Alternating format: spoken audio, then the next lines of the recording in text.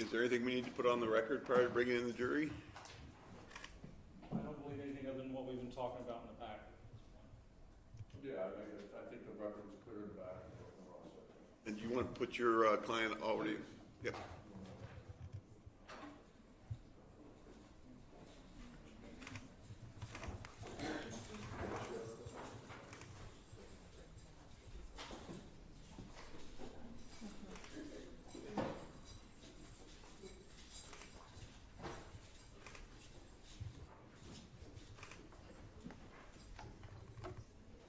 Just have a seat.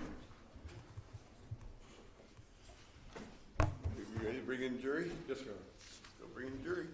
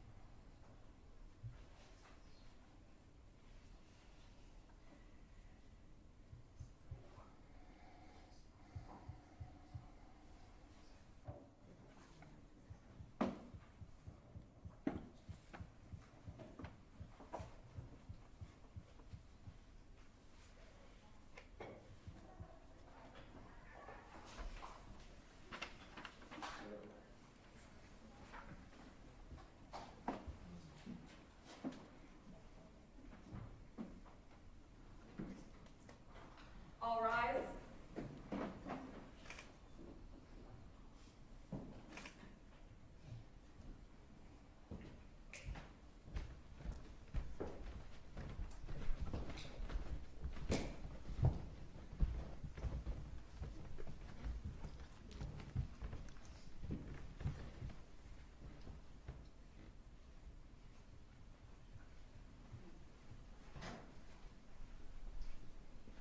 We can have a seat. Everyone had a good weekend? Any further witnesses on behalf of the defense? Absolutely. May I proceed, Your Honor? Yes, you may. Thank you very much. Mr. Mitchell, can you raise your right hand? Do you solemnly swear or affirm under penalty of perjury your testimony in this case will be the truth, the whole truth, and nothing but the truth? Yes, I do. Have a seat. Pull yourself up close to the microphone, and you may inquire. Good morning, sir. Good morning. May you please state your name and spell your last name for the record? Andrew Kirk Mitchell, Mitchell. May I have permission to call you Andy? That's fine. Andy, could you please keep your voice up a little bit so the ladies and gentlemen can hear you clearly, okay? Yes, sir. Okay. How old are you, sir? 58, Okay. And where did you grow up? Delaware, Ohio. Where did you go to high school? Rutherford B. Hayes High School, When did you graduate? 1982. Okay. And any college? Yes, sir. Where at? Ohio State University, Okay. What did you study at Ohio State University? criminology. Okay. And did you graduate? Yes, sir. What year? 1986. Okay. Are you married, sir? Yes, sir. Okay. And your wife's name? Tanya McClimate Mitchell. Any children? Yes, sir. Tell the ladies and gentlemen of the jury. I have one child, And her name? Cameron. Okay. And how old is Cameron? She's 6. Where does Cameron go to school? Conger Elementary. And after graduating from Ohio State, what did you do, sir? I helped my dad in his business for about a year, and then I joined the police department in 1987. You talk about your dad. Tell the ladies and gentlemen of the jury about your brothers, sisters, and parents. My father's deceased. My mother's here today. I have 3 older sisters and 1 older brother. All from the Delaware area Yes, originally? Okay. originally. Fair to say they're scattered out now in different Scattered parts? out now. Okay. You mentioned to the ladies and gentlemen of the jury, what year did you start with the Columbus Police Department? 1987. Okay. And in 1987, what type of training and stuff do you have to go through to be a Columbus police officer? To begin with, you take the civil service test, you score high enough, and you get to join the academy. What is the academy for the ladies and gentlemen of the jury? The police academy is a 5 to 6 month program that each new officer has to go through before he becomes a police officer. And when you complete that academy, do you go through the OPATA certified process? Yes, that's part of it. And did you do that? Yes, sir. And when were you sworn as a Columbus police officer? May of 1988. Okay. How much does a new police officer know when they're sworn in, Mr. Mitchell? Practically nothing. Okay. What was your first assignment? My first assignment was patrol. And does an individual for Columbus Police Department receive training when they first go on patrol? Yes, sir. Tell the ladies and gentlemen of the jury what that is. When you first come on the street, you're assigned to a veteran officer for approximately 8 weeks, and you follow that person around. They teach you the ins and outs of the job. And as a patrol officer, what are some of the basic fundamental duties that you go through on a regular basis as a Columbus patrol officer? As patrol, you cover everything: robberies, burglaries, domestic violences. Respond to many calls, Yes, all different types? yes. How long were you a patrol officer? 1993, Okay, so that's 6 years, roughly? about 5 years. Okay. What was your second assignment? The burglary unit, Okay. When you go from patrol to the burglary unit, what does that mean? it's a detective bureau job, and they put you in the detective bureau training before you become a detective. So in order to become a detective, you have to have some specialized training. Yes, What does that training entail? everything about a detective, of how to do the reports, how to write the reports. And as a detective, are you now wearing the white uniform? No, you're in a suit, suit and tie. Okay. And how long did you stay in burglary? I stayed in burglary for 6 years. Okay. And so the ladies and gentlemen of the jury understand, what do you mean by detectives? Are there different bureaus of being a detective?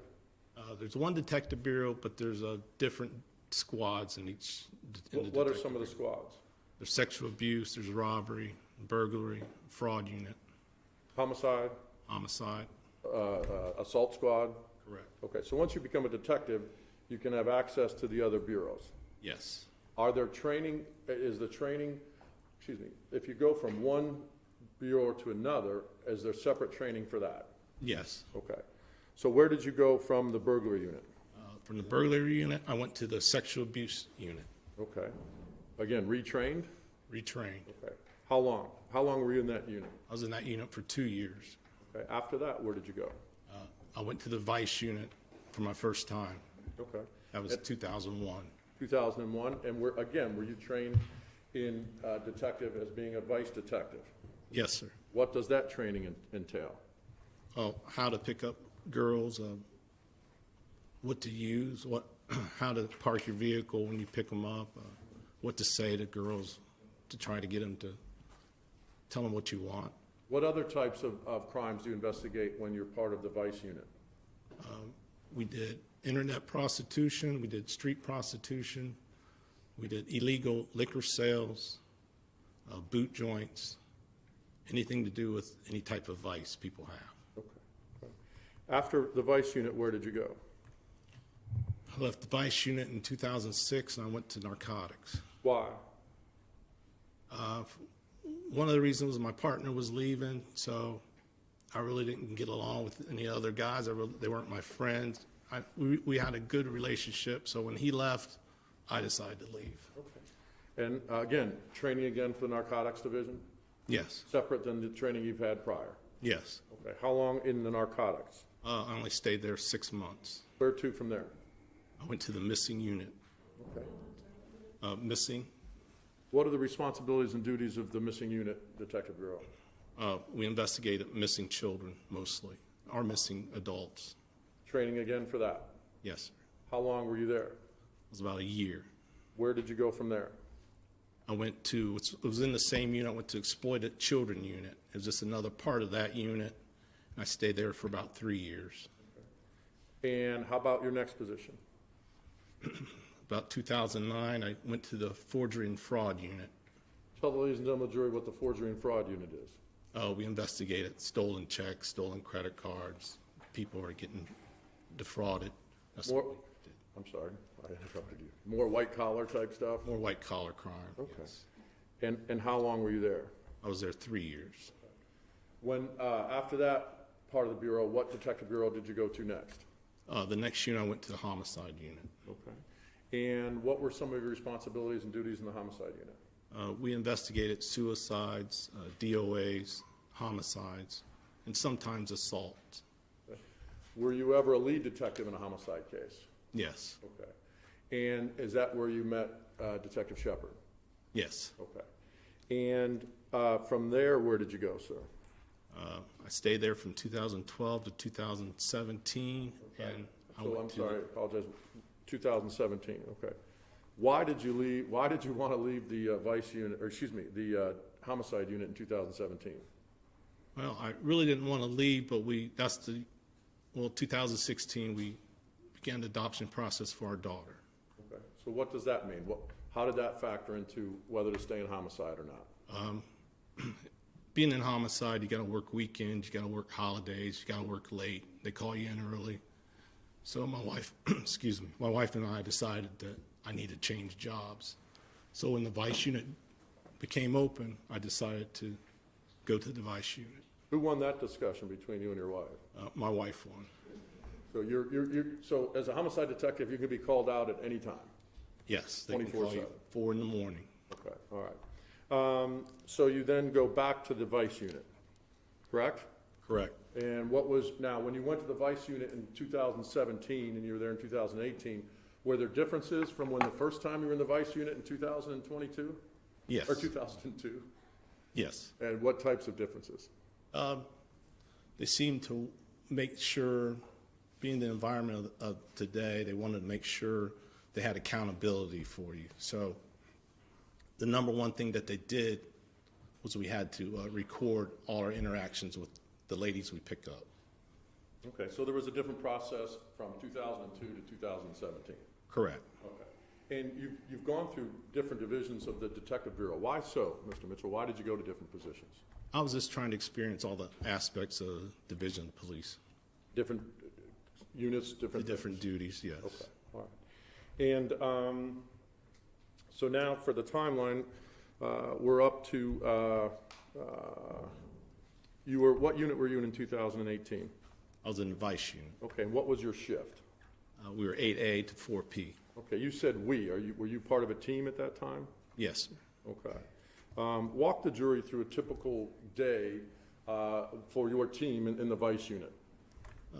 Typical day could be one or two ways. Sometimes we meet in the office at 8 a.m.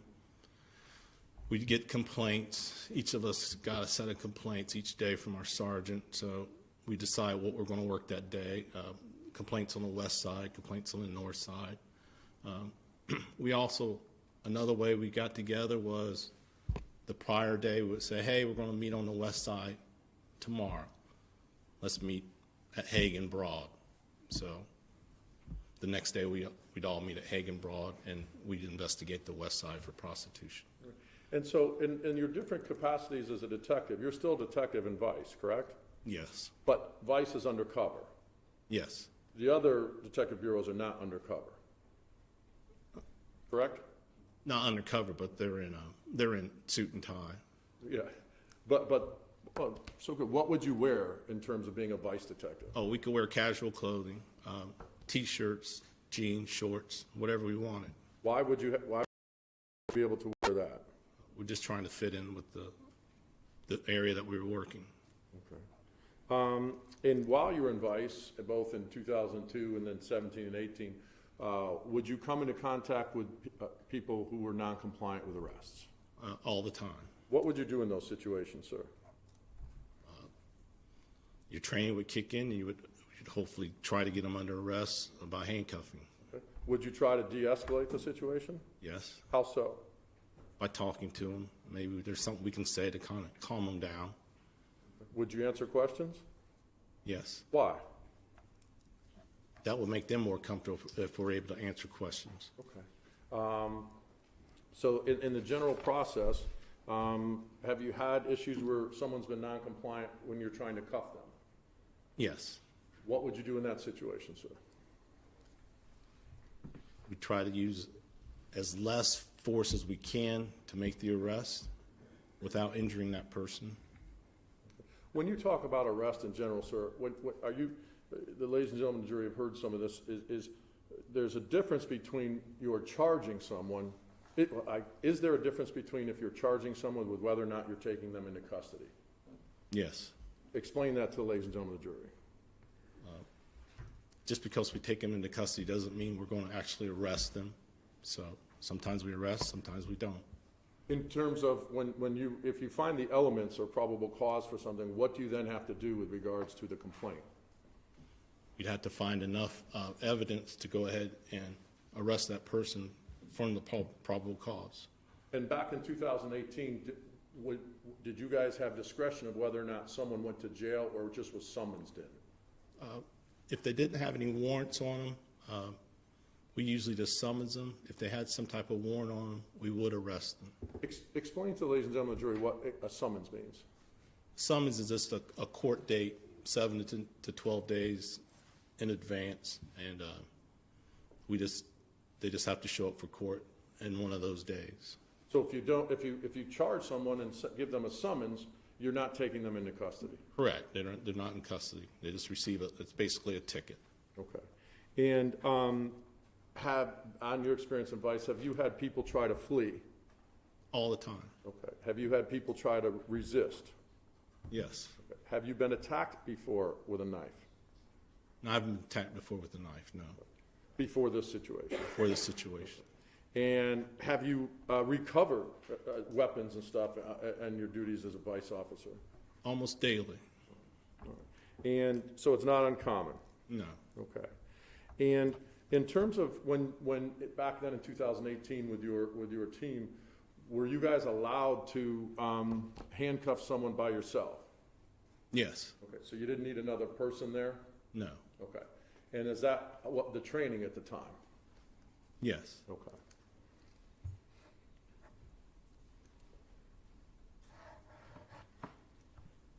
Now, tell the ladies and gentlemen of the jury, Andy, what tactics you used while in Vice to work an area for prostitution. We had a couple tactics. Usually we get on our cell phone and we have a thread between what officers are working that day, usually 4 or 5. We always went to the area that we're going to work. Whenever we worked the west side, we all had to go to the west side. Not one guy could go to the northeast side. We all stayed on the west side. So Why is that, Mr. Mitchell? for safety reasons. So that day, we did have 5 people working that day, and we decided to work the west side. Okay. When you're working undercover, what is the goal of when you go to work the west side in general? What's the goal for that? The goal is to arrest for prostitution. That was the main goal. Based on complaints that had been received? Correct. Based on what we see and what the citizens see. Okay. And you've been in the courtroom, you've heard people talk about the cop test. Have you been put through the cop test when you were trying to get the elements for prostitution? Yes, I have. Okay, explain for the ladies and gentlemen of the jury what do you do in response to that? Cop test is they kind of want to know if you're the police or not. So if they do certain acts to you or if you do something to them, you pass the cop test. She'll say, hey, touch my breast. We're allowed to touch over the clothing. We can go underneath, and it'll just be a quick touch. So there's certain actions and reactions that you have to do to pass the cop Right. test? And that's based on training? Yes. Okay. Now, is it fair to say that whether you're in any detective bureau or patrol, that in order to potentially even start an investigation, what is needed to even start an inquiry towards somebody? You gotta have PC. I mean, you have to have a reason. You have to have a probable cause to charge, but are you allowed to just drive up in the Vice unit to just anyone and try to engage them for probable cause and prostitution? No, you gotta have a reason. It has to be reasonable. Is there a suspicion? Reasonable suspicion. So so you need, it sounds like you need some type of information to even start the inquiry, correct? Correct. Okay. What would you look for in general in terms of vice situations? What type of actions and demeanors? In vice, you kind of look for a female. She's usually walking alone. She's usually staring at passing vehicles. She's usually waving or smiling. Some way of trying to get your attention. Okay. And that's the step one. Yes. Then step two, what is step two in order to charge somebody? You just can't stop anybody just from walking down the street. They got to be doing something like going up to a window, flagging people down. I mean, there's got to be a reason why you're going to approach that person. Okay. And what are you looking for next in terms of a potential charging somebody? Once you start interaction with that person, you want to get the elements. The elements are a sex act for a certain price. So once you have that, is that what probable cause means? Yes. Okay. And that's not, how do you describe that in terms of the level of proof at that point in time? Probable cause is the bare minimum to charge a person for a crime. Okay. So that's what you're trained to do? Yes. Okay. All right. And I'm going to, if I mess, so if I'm hypothetically, if I'm a police officer on patrol and I see, I just can't can I pull over any car on suspicion of drunk driving? No. What, if I see weaving, can I pull that person over? Yes, you have to have a reason. Okay, but that's not probable cause. Is that probable cause? It's a suspicion. Okay. And then if I find the elements to drinking and driving, I can charge the person? Correct. Okay, all right. So, let's turn our attention, sir, to August 23rd of 2018, okay? Okay. How did that day start? Tell the ladies and gentlemen of the jury. That day we knew we had firearms that day, so the team already talked about where we're going to meet the following day, which was Firearms Day. So Where did you meet? we met at Tim Hortons at Central and West Broad Okay. What time did you meet there? between 8 and 8:30. And what happened from Tim Hortons? We just sat around. We talked about the day, talked about firearms, had our coffee, we had our donuts, and just small talk between one another. Where did you head to next? To the firearms range. Okay. Describe for the process for the ladies and gentlemen of the jury of when you were at the firearms range that day. Do you start on the range, or where do you start? Well, when you go to firearms, you got to start out in the classroom. So that's when Officer Gagnon headed the classroom, and Was Eddie there that day? Eddie wasn't there that day. Eddie the dog, okay. So you go in the classroom, then where do you head? Go ahead and head to the range. Okay. And what were they training on that day? The decision course. Okay. Tell the ladies and gentlemen of the jury what that means to you, sir. The decision course is a course where you shoot, you don't shoot, or it's an indeterminate shoot. So you're presented with targets, Yes. 3 types, Yes. okay, and then you have to respond, correct? Correct. Did you go through that course? Yes, I did. Okay.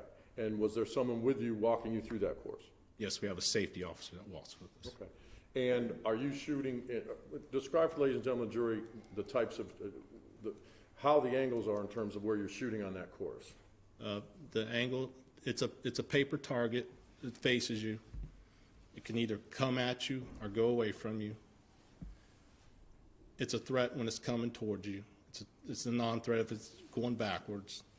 When the threat is over, they edge the target. Okay. So you were trying to determine whether a threat is a threat or not during that process? Correct. Okay.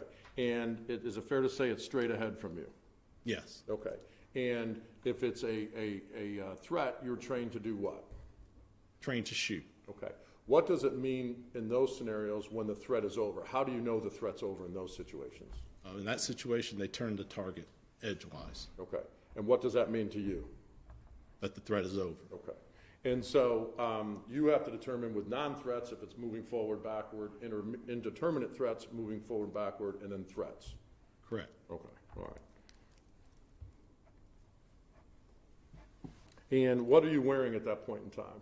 with regards to your ears? We have ear protection. Describe for ladies and gentlemen of the jury what you're wearing. You can either wear the soft sponge ears that go inside, ear protection goes inside your ear, or you can wear the headphones. What were you wearing that day? That day I wore the headphones. Okay. And what's your hearing like in those headphones, Andy?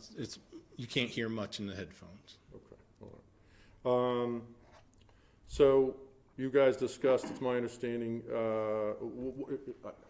sorry. What happens when the course is done? What did you guys do as a team? We clean our guns and we decided what we were going to do the following, after that, firearms. What was the plan? We had a decision, either go to lunch or go work the west side, or go work the west side, then go to lunch. And what did you guys decide? We decided to go ahead and work. Okay. At that point, does everybody leave together? No. Why? For one, I was the last one to leave because I was finished cleaning my gun. Okay. So that team left at different times. Yes. When you finished cleaning your gun, what did you do? I got in my car and I started heading for the west side. Okay. How far behind the team do you believe you were? 10, 15 minutes. Okay. Back in 2018, what were the policies in terms of finding out where people were or making sure that people were in the area? That day, we have a thread on our cell phones. So when I got out to the west side, I went ahead and texted anybody out here. So you know the team's already out there. That was the decision, right? Yes. But based on training, are you required to then text and see where's everybody at? Yes. Your Honor, may I approach the witness? You may. Mr. Mitchell, I'm handing you what's been marked for identification purposes, the defendant's exhibit 18. It's a two-page document. If you'll take a look at that.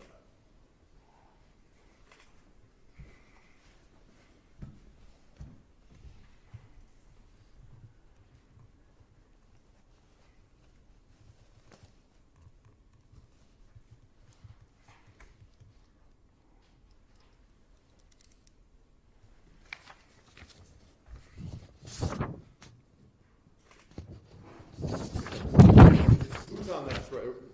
I'm sorry. Tell the ladies and gentlemen of the jury what that is. This is a readout of the thread of who was on the text messages. Who's on the text thread there? Myself, Daryl McKissick, Jim Mathias, Brian Key, and Laura Evans. Okay. And if you go to the second page, my understanding is you just testified that what did you text out to the group when you were done cleaning your weapon and heading that way? Anybody out here? Okay. Why did you do that, sir? I just want to make sure that they were in the area. Okay. Was there a response? Yes. Okay. And what was the response? It was about 20 minutes later. Yep, D at the library with one. What does that mean to you? Yep, D at the library with one. D means Daryl McKissick. He had an arrest, and the library was at Powell and Sullivan. How far is the library of Powell and Sullivan from Yale and Bellows? 5 minutes. Okay. Now, is that what you mean that you guys are supposed to be in the same area? Correct. So the west side is the area that you're all working, Yes. based on policy and procedure. Yes. So if I was part of the team hypothetically and I wanted to go to the northeast side or the northwest side, that would not be under policy. That's not policy. Okay. What's the policy on whether or not you can start engaging or trying to find potential arrestees for prostitution before you hear back? Do you have to hear something back first before you do that? It'd be safe to hear something back. Okay. Yes. All right. Is that what you did in this situation? Yes. Okay. All right. On August 23rd, 2018, Andy, did you have your badge on you that day? That day I did not have my badge. Why not? That day I had special duty, and my uniform was in my personal car, which was at the substation. Explain to the ladies and gentlemen of the jury what that means. What are you saying when you say substation? We have to park our undercover cars at a substation. So to start out the day, you drive your personal car to the substation. You transfer everything from your personal car to your city car. And what does special duty mean? When were you supposed to work special duty that day? That day I was working at the Giant Eagle grocery store from 5 p.m. to 11 p.m. So you had your uniform in your personal car, Yes. okay, and you just you left that in the car? I left my badge hanging on that uniform, yes. Okay, all right. When working undercover is a requirement in the standing operating procedures of if you have to have your badge. Let's say that again, please. Are you required to have your badge when you're working undercover? No, we're not. Okay. It's not a requirement in the regulations. Correct, not a requirement. Have you not had your badge prior times? Yeah, there's a few times I've forgotten my badge. Okay. When you do have your badge, where do you normally keep that? When you're on an undercover assignment, you can keep it in the trunk. You can keep it hidden on your person. You can keep it hidden in the door, just somewhere the person won't find it. Where would you normally keep it? I would normally keep it in the trunk. In the trunk? How about on your body? If I did keep it in my body, I'd make sure it was away from the female and in my pants. Okay. All right. Those are the two places that you might keep it? Yes. Okay. All right. When or where do you first come into contact with who you now know as Donna Castleberry on August 23rd, 2018? That time, I was in what they call the Bottoms, which is the near west side. There was hardly anybody out that day. It was really a slow day. I remember going eastbound Sullivan, checking everywhere, couldn't find anything. So my decision was, I want to head to the library and meet up with Evans and McKissick. So I'm going westbound Sullivan. I was about Glendale, and there's a viaduct right after Glendale heading west. As I was going under the viaduct, I saw Miss Castleberry off to the left. What drew your attention to her? Miss Castleberry was wearing like a spring dress, thin, blonde. I figured she was out there working. What did you observe that led you to suspect that? She saw me, I kind of slowed down, and she smiled and waved. I smiled and waved back. But as I did that, I noticed there was a red truck heading eastbound, and he was slowing down to look at Miss Castleberry. What did you observe about her and the red truck? She was approaching the passenger window. I slowed down and looked back, and I says, well, she's probably going to get in with them, but I'll hang around and check and see if she does or not. What did you do? I went ahead and decided to circle the block. So I took a left on Princeton, which is the next block up from Westgate, and I took the first alley to the left, which I'd be heading eastbound again. When you came back around, what did you observe, sir? I kind of hung out in the alley, and about a block and a half down, I could see the red truck. The red truck had turned back into the alley off another alley, and he was sitting there talking to Miss Castleberry. Okay. What did you do? I kind of just hung back and waited because I thought for sure she was going to get in the truck. What did you see?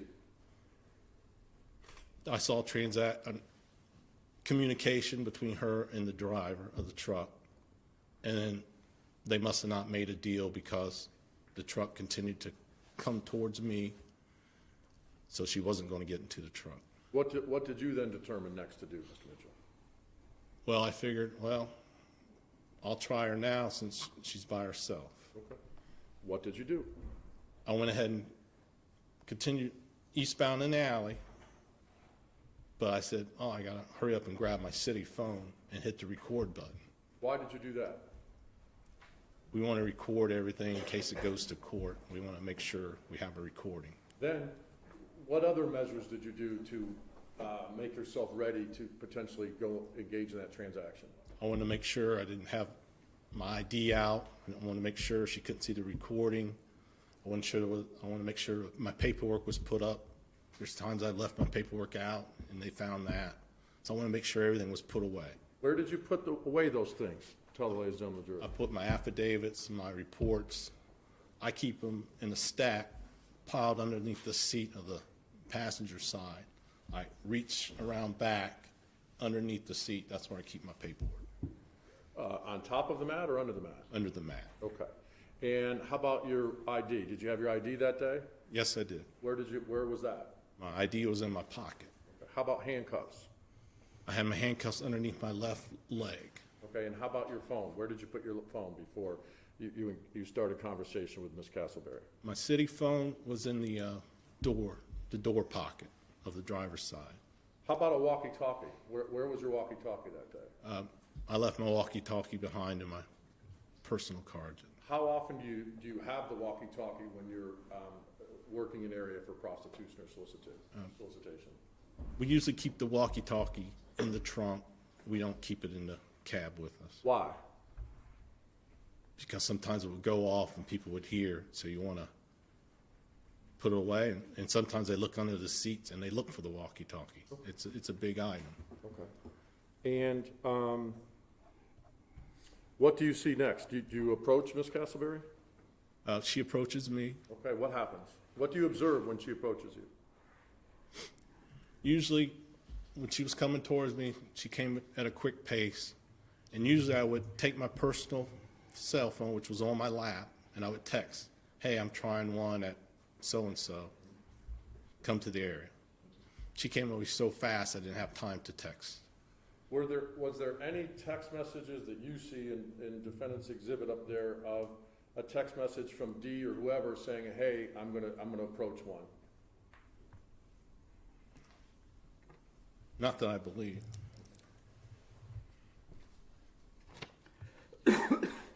So when you say, "Hey, is anybody out there?" what's the response?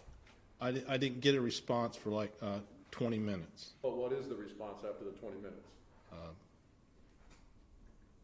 That's when she said, "Yeah, D at the library with one," and I Okay. responded, "Okay." So what does that mean to you in terms of, does that person's already been charged or being arrested? Yes. Okay. So no notification prior that they were going to potentially talk to whoever they were doing, correct? Correct. Okay. And when she came towards the car, what did you see? What was she carrying? She had a purse. Okay. Any knife did you see? No. Okay. What happens next, sir? She rolls the window down. I said, "Come on, get in." Gave her permission to come in, and we started conversation. Are you playing a role at that point? Yes. What type of role? I was just playing as a John, undercover, trying to pick up a prostitute, trying to get the elements. How do you do that, sir? You want to talk to them, and you don't want to get them agitated or scare them to let them know you're the police. So you just talk normal. What's your purpose at that point in time for engaging them in small talk, so to speak? Just to join in, because they know the police are out there and they don't want to be arrested. Is that based on your training and experience? Yes. And tell us how the conversation went. Good casual conversation. Told her she looked nice in her dress. Talked about her sleeve tattoo she had. She had tattoos on both her arms. While this conversation is going, is the car still? We started to roll. We started to move. Okay, so the driving, Yes, and you're driving, she's in the passenger seat. correct. Why did you ask her to put her seatbelt on? For one, it's the law to put your seatbelt on. We all wear our seatbelts. And number two, there's a ringing noise that the car has if the seatbelt's not on. So I didn't want it to interfere with the recording device. Did she put the seatbelt on? Yes, Was your seatbelt on? yes. Okay. And what did you observe as she got into the vehicle?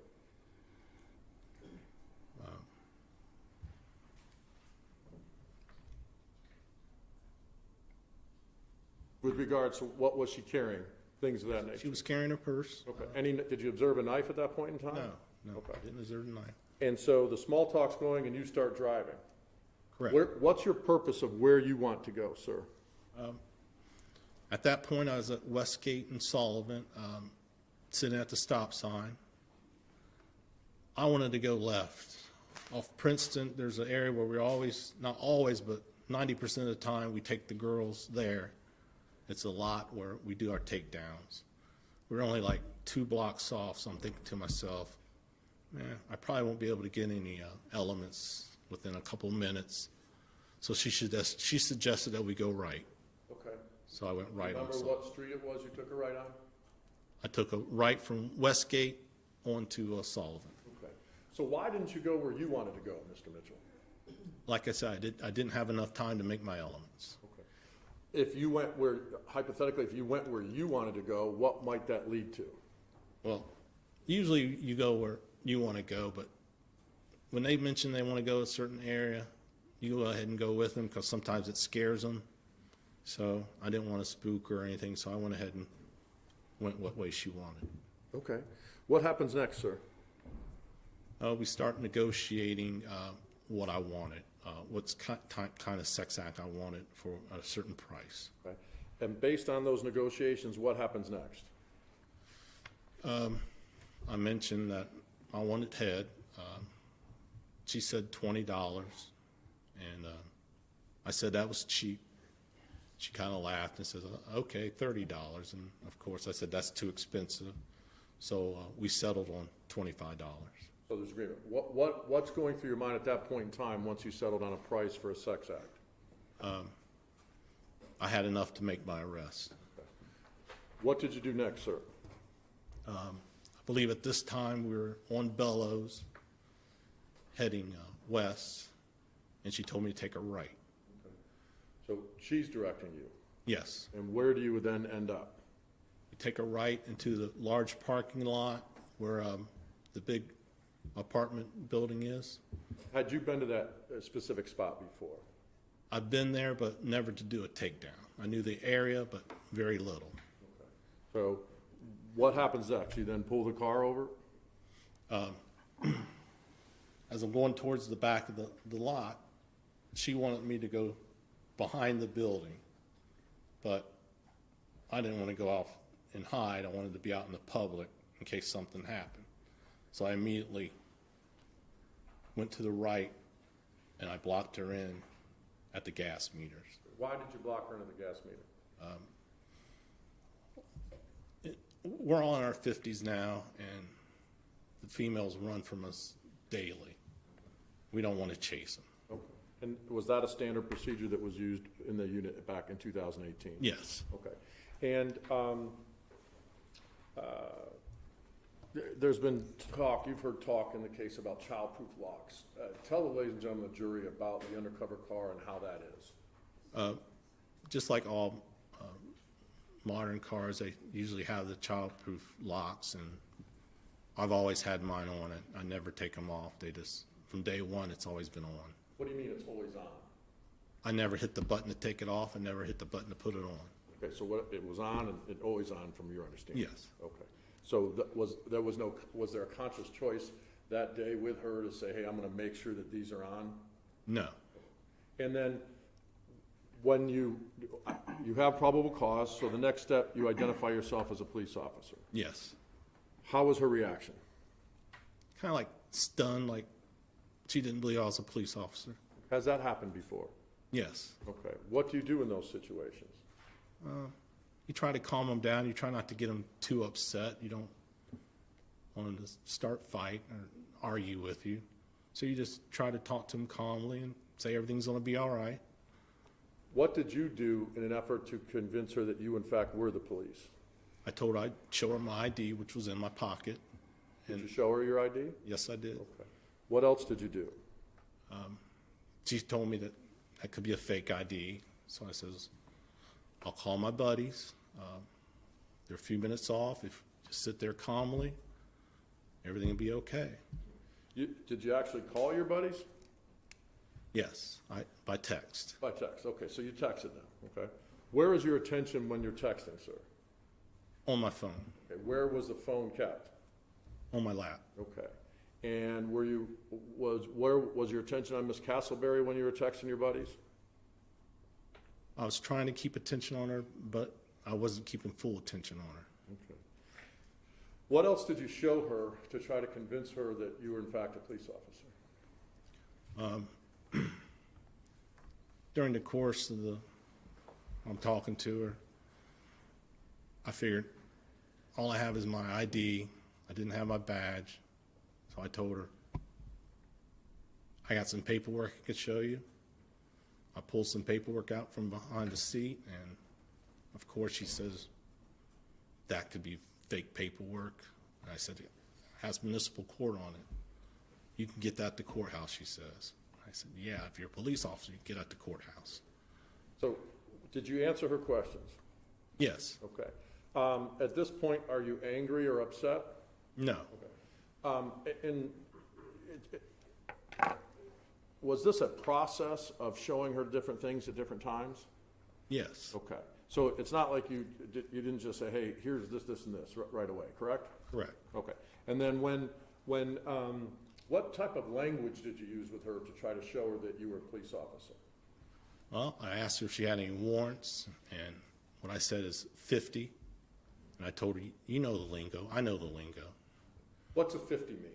50 means a warrant check, Why do you do a warrant check? just to make sure she doesn't have any warrants or not. Did you ask her if she had any warrants? Yes, I did. Was there a response? No. Why did you ask her if she had any weapons? Well, I asked her if she had any weapons. I asked her if she had any warrants.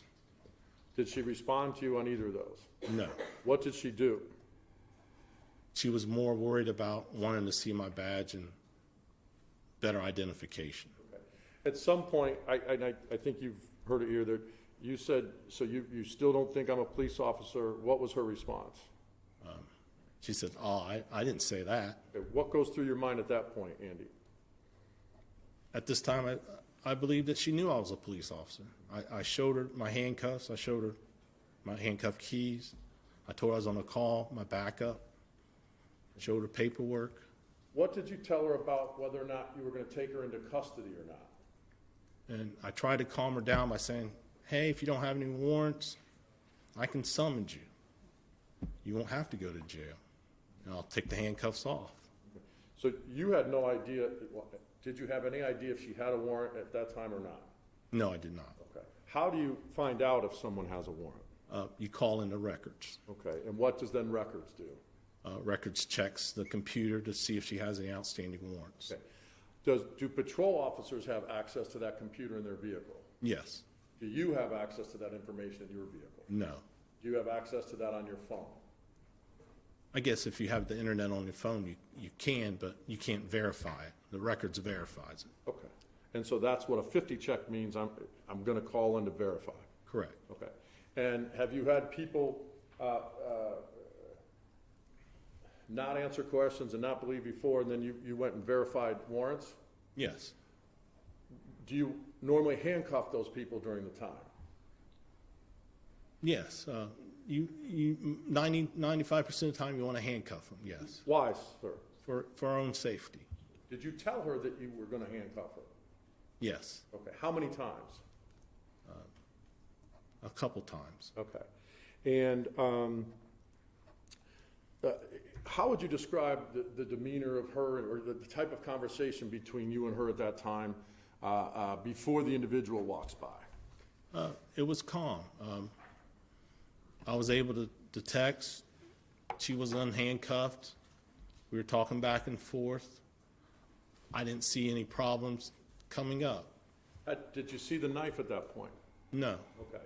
So what happens when you're having this discussion, and in the audio you hear it, all of a sudden it gets much louder? It didn't get much louder until the individual came out of the brick building. Okay. What happened then, sir?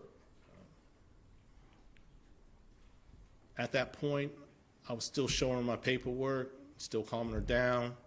She's still saying, you don't have your walkie, you don't have your ID, whatever. She was still trying to say, hey, give me some proof. So at this time, the male individual comes out, and she rolls the window down and yells out the window for help. did you know at the time she rolled the window down? No. Okay. So a person comes out for help, what does she say? Or a person comes out, I apologize, what does she say? She goes, help, help. This man's pretending to be a police officer. What did you say? I didn't say anything at that point. She's yelling out. He has a fake-ass badge, fake-ass ID. And I yell out, I am the police. Why did you do that, sir? So he could hear me say it or hear it. What happened next in terms of that person outside the car? He goes and dumps whatever he has in the dumpster. Then he comes back. He approaches our vehicle from the passenger side towards the back window. And that's when I take my ID and I actually lean over as far as I could and put it up to the back window. If you're in the driver's seat right now, where did you lean to show? Lean back just like this. So for the record, back to your back right. Correct. What did you have in your hand? I had my police ID. And what did you say at that point? I am the police. Based on your knowledge, did that person stay there? He stood there for a second. Concern was on his face because he heard a lady yelling for help. He was listening to me say, I am the police. He was looking at my ID. He looks at me and he looked at like he believed who I was, and he went back into the building. Okay. Had someone said, call 911? Not at that time. Okay. Subsequently, did someone say that? Yes. What went through your mind at that point in time? I believe she told him maybe call 911. And to myself, I was thinking, yeah, call 911. I wanted the police to come. Because In case something happened, in case something bad was going to happen. you are the police, correct? Correct.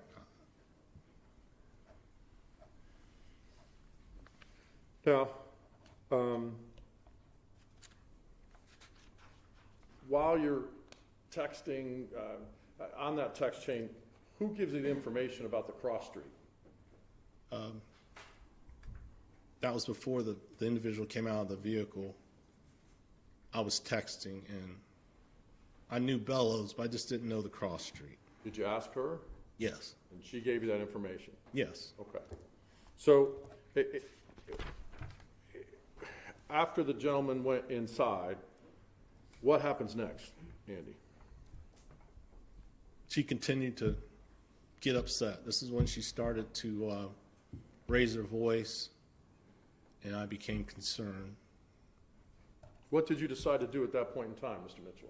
Well, I'm thinking, well, I've been in this situation numerous times, and her voice was escalating, so I knew most likely she's going to put up a fight.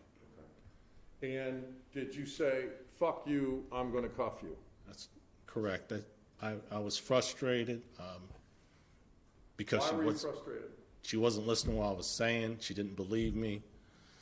I said, fuck you, I'm going to have to handcuff you. What did you feel about her beliefs of whether or not she believed you at that time when you said, fuck you, I'm going to handcuff you? I believe she knew I was a policeman. She just didn't want to go to jail. Okay. So did you say fuck you out of anger? No. Were you pissed off? Like I said, I was just frustrated because she wasn't going along with the program. So what happens next, sir? I take my handcuffs from underneath my left leg, and I attempt to handcuff her. Was she compliant? No. What did she do? She began to bang on the dash, yell more, kick her feet. She was very upset. She was pulling away from me. She didn't want to be handcuffed. Do you know if her seatbelt was on or not? She had taken her seatbelt off. When the male gentleman came out, she did take her seatbelt off. And so she's resisting. Correct. You have the lawful elements to place her under arrest, correct? Correct. How many times do you tell her I'm going to cuff you? Numerous times. Okay. And then now she's being non-compliant. Correct. Describe for that non-compliance what happens next to the ladies and gentlemen of the jury. She had her hands were like this. I took both of my hands, and I had the cuff in the one, and I was trying to handcuff one of her wrists. Your Honor, may I approach the witness? May?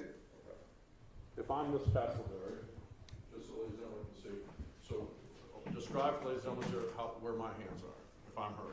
like that, because I was trying to handcuff her. Okay. So I was trying to put her hands together, and I had the cuffs in one hand, and I was trying to put the cuffs around one of the wrists. Okay. But you're sitting side to side? Correct. Like this? Yeah, I was there, she was here. Okay, so that you're grabbing over, trying to place her in handcuffs? Correct. With one hand, you have your handcuffs in the other hand? Correct. Tell the ladies and gentlemen, jury, what happens next? We fought, felt like forever. It was probably only a few seconds.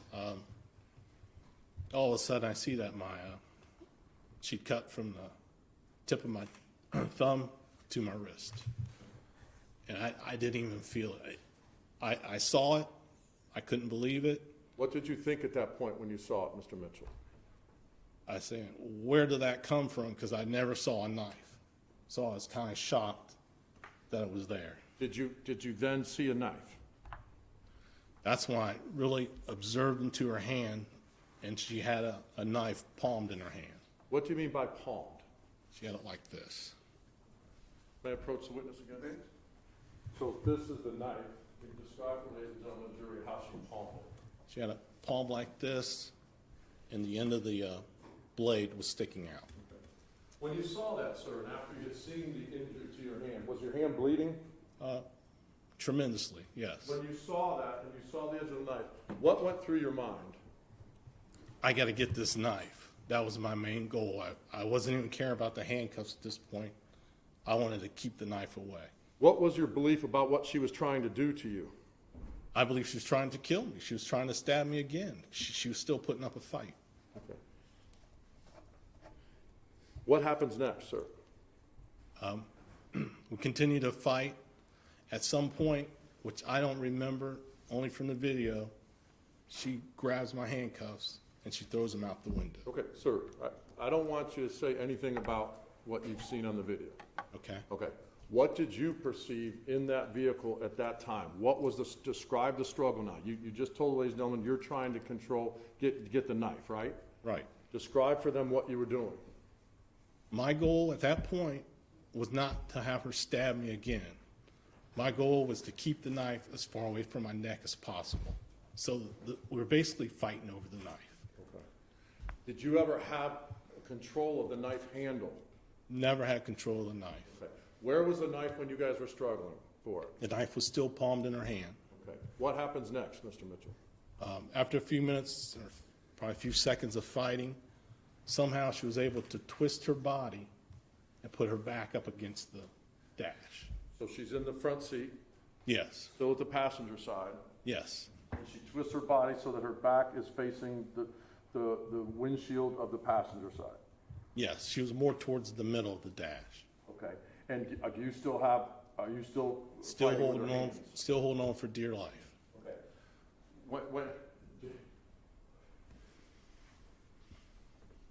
What happens then, sir? Somehow she was able to take her foot and place it up upon my neck, and she began to press real hard Okay. Where was her foot? underneath my chin. Okay. Where was she? Her back was against the dash. So she's facing you. Correct. Is your seatbelt still on? My seatbelt's still on. Okay. How did that feel when she was pressing on your neck?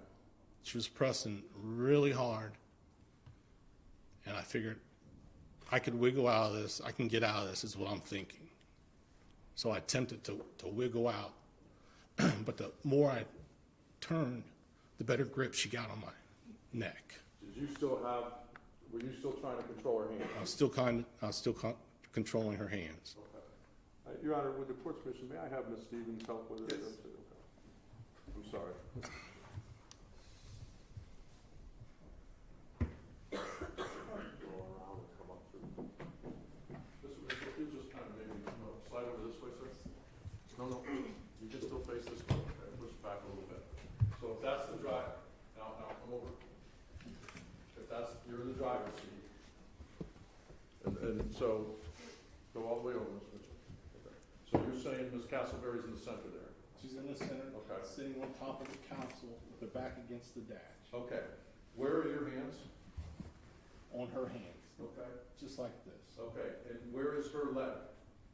Her leg was up against my, Which leg is that? her left leg. Okay, Ms. Stevens? Okay, so that's the position that you're struggling at this point in time. Correct. Is the knife still there? Yes. Okay, and you're saying the more she pushed into you, what did you feel?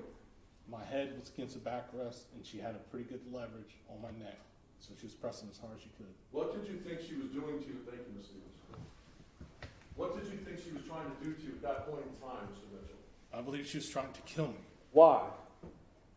I couldn't breathe. I was gasping for air. Had she already stabbed you? Yes. Okay. Did you somehow contribute to her choking you? No, I did not. Okay. So, describe for ladies and gentlemen of the jury your feeling. You're in that struggle as you just demonstrated, and now you feel that. What goes through your mind at that point in time, Andy? I got to get out of this situation. Why? She was trying to kill me. I wanted to get out. What did you feel about the pressure in the neck and what the effects that was having on you? Like I said, at that point, I thought I could wiggle out of it. The more I wiggled, she got a better position on my neck in the carotid artery. And she even pushed harder. You could hear her pushing. She was grunting as hard as she could. What did you feel was going to happen to you based on her actions? I'm thinking to myself, I'm going to go unconscious here. Okay. Did you go unconscious? I saw lights. I was gasping for air, but I never actually went into unconsciousness. Okay. So when you perceive what's going on there, what do you do next, sir? I'm thinking to myself, this is the time I knew my gun was close to my left hand. And I'm thinking to myself, I don't want to shoot her, but it was a matter of life or death. So I went for my gun. Okay, where was your gun? It was between the driver's seat and the door. So did you let go of her hands? I let go of her hands. Okay. Yes. Which hand do you reach for the gun for? My left hand. Okay, when you let go of her hands, what was your belief of where the knife was, Mr. Mitchell? I knew she still had control of the knife. When you let go of her hands, where was your attention then? Towards my gun. I was looking towards my gun. Describe for the ladies and gentlemen of the jury what happens next. Okay. I knew I had to get my gun, but I remember when I first reached down, I couldn't reach my gun because I was still seat belted in. So you reach with your left hand for the gun. Yes. Can't reach. What do? I had to take my right hand to undo my seat belt. So that's what I did. Okay. Then what happens? I was able to reach my gun, and I'm thinking to myself, I'm going to have to shoot as fast as possible because I already let go of the knife, her hand that controlled the knife, and I didn't want her to knife me at that point.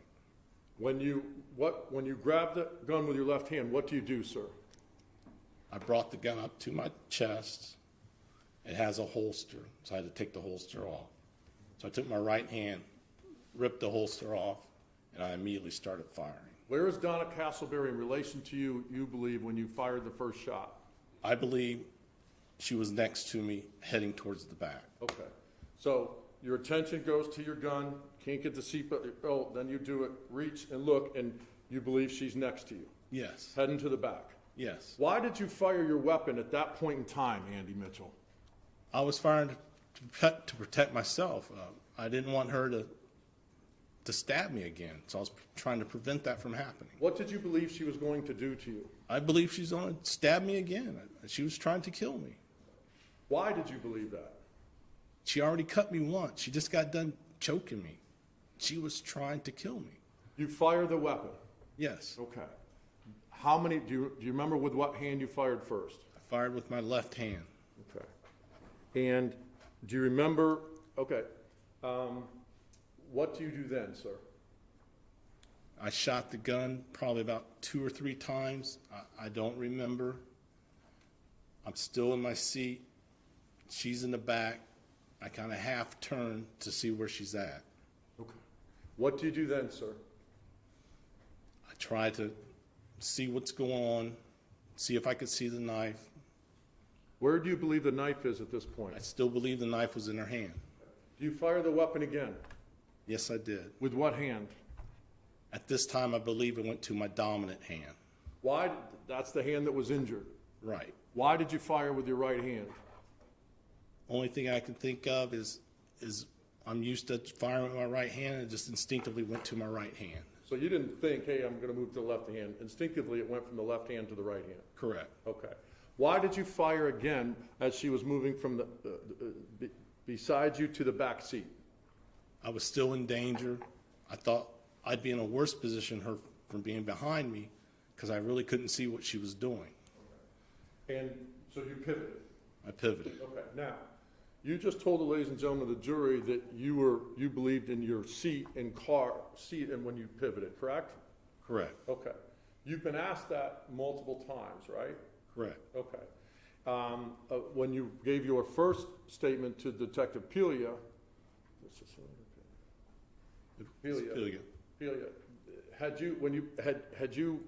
when you gave your written statement and then your first interview, had you seen the videotape? No, I haven't. Had you heard the audio tape? No, I have not. After your conversations with Detective Pelia, did they then play the audio tape for you? Yes. Okay. What did you learn from the audio tape that was different from what you remembered? I learned that I did open the driver's door, but I did not remember doing that. And you've also seen, when was the first time you actually saw the videotape was with the prosecutors, right? At the grand jury, yes. Yes. And you've seen it multiple times here, correct? Yes. There's no doubt that the door's open. Correct. There's no doubt that there's access and there's an area. Nothing's in the way, correct? Correct.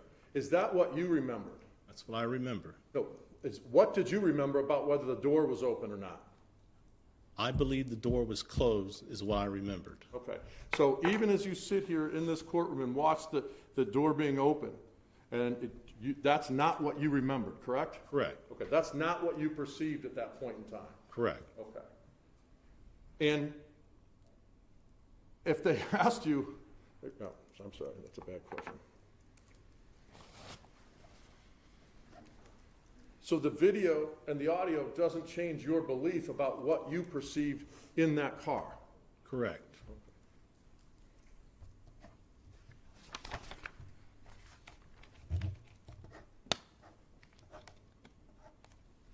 Based on your recollection, Andy, in the time, and you've been asked this much, do you have any idea of how long it took you to fire the shots?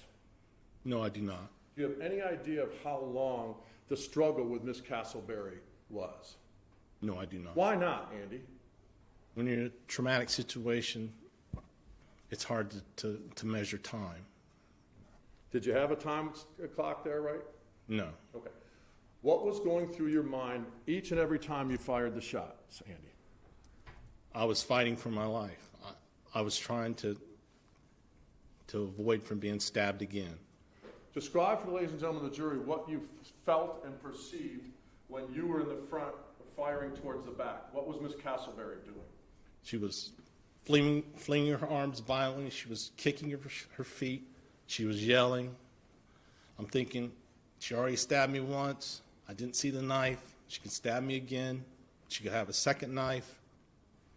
I was still gasping for air from when she choked my airways off. So I really wasn't even breathing very well during this. So why did you fire? So she was kicking you and everything of that nature still while she was in the back seat, correct? Correct. Were you ever longer than an arm length away from her?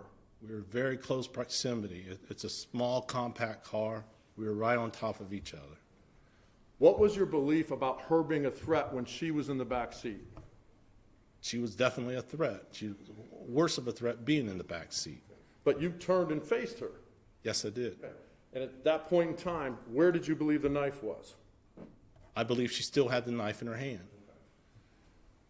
What were you focused on doing at that point in time, Mr. Mitchell? I was focusing on trying not to get injured, trying to keep my distance, trying to get away from her. Okay. Well, when you fired the shots, though, sir, you're right there. Right. What is your focus with regards to the threat? My focus was trying to get out of the situation. Were you trying to stop the threat? I was trying to stop the threat. Why did you fire the weapon? I I fired a weapon to end the threat. Did you ever believe that the threat stopped, sir? Not until the end. When you're in there, the audio tape, you can hear words and stuff. Did you hear anything that she said after you fired the first shot? No. Why not, Andy? The gun was very loud and ringing in my ears. I could not hear hardly at all. Were you angry when you shot her? No, I wasn't angry. Did you do it because she cut you? No, I did not. May I approach a witness, Your Honor? Okay. I'm going to approach you with what's been marked for identification purposes in Defense Exhibit 4. Could you please take a look at that and tell the ladies and gentlemen of the jury what that is? That's my injury to my hand When was that taken? at the hospital. Okay. And is that a fair and accurate depiction of how it appeared on there? Yes. Now, prior to this picture being taken, do you remember a tourniquet being placed on you? Yes. Was your hand bandaged or covered, so to speak, with someone at the scene? Yes. May I have permission to publish this, Your Honor?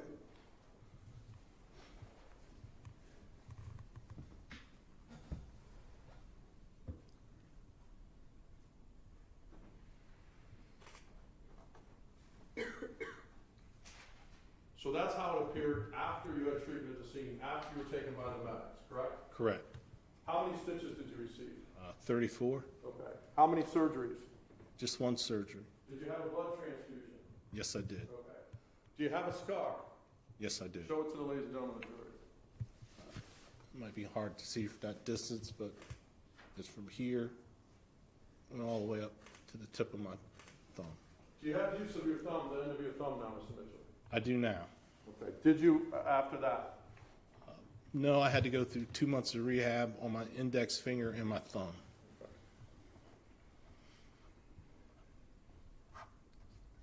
Do you remember, sir, when you got when you were finally out of the car and the threat was stopped? Do you remember saying, "Fucking nightmare"? Yes, I do. Why did you say that, sir? The whole situation was, excuse the language, but the whole situation was a fucking nightmare. I couldn't believe I just shot somebody. I couldn't believe I was bleeding profusely. I couldn't believe I was losing a lot of blood. The whole situation was a fucking nightmare. Had you ever had to fire your weapon before in 30 years on Columbus Police? No, I have not.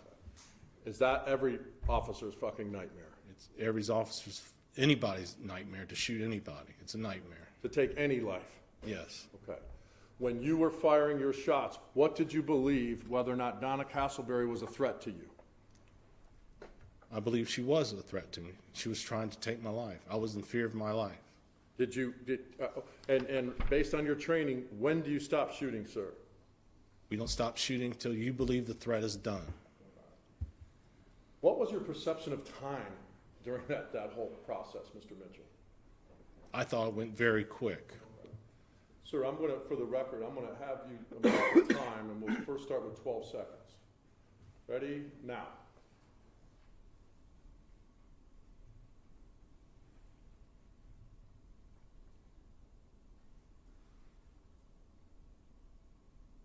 That's 12 seconds, okay? How did that feel today, sir? Felt like a long time. Quiet? Quiet. You can hear everything, right? Yes. Was the 12 seconds it took you to fire from shot 1 to 6, did it feel like that, Mr. Mitchell? No, it felt fast, felt seconds. What was going through your mind when you're firing those weapons? Did you feel calmly and making decisions, or were you protecting your life? I was protecting my life. Okay. There was talk in the courtroom about the whole struggle lasted 47 seconds. Correct. Again, so if we did the same thing at 47 seconds, feel a lot longer? Feel real long. How did it feel in that situation with Donna Castleberry? That situation, it goes quick. Who escalated it, sir? Donald Casper escalated. Did you do anything in terms of to escalate the use of force once you told her, "Fuck you, I'm handcuffing you"? No. Were you allowed, based on the legalities in your training, to handcuff her? Yes. Okay. Did you bring the knife into the equation? No. Did you do anything to cause yourself that slash and her in a defensive manner. No, I did not. What was your perception of who was the aggressor in that situation? She was the aggressor. Why do you believe that, Mr. Mitchell? Because I was doing everything to calm her down from the minute one until the incident. Okay, so she stabbed you, Yes, tried to choke you? yes. Is that why you believe she was the aggressor? She was the aggressor, yes. Did you believe she was going to kill you? She was trying to kill me. That was your belief. That was my belief. That's what went through your mind when you fired the weapon. That went through my mind the minute she stabbed me till the last shot was fired. May I have a moment, Your Honor?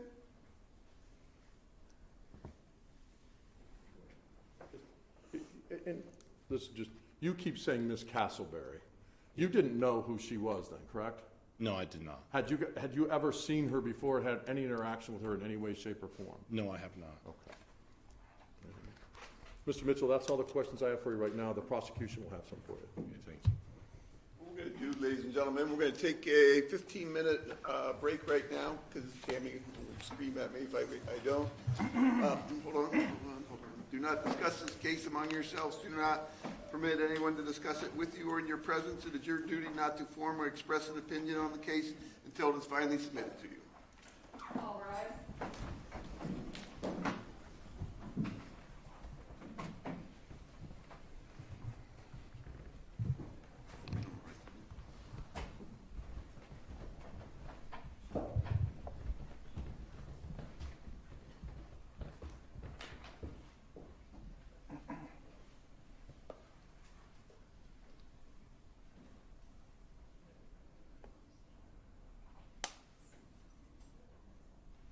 All right, about 15 minutes. Thank you.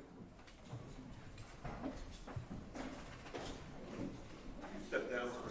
However you want to do it.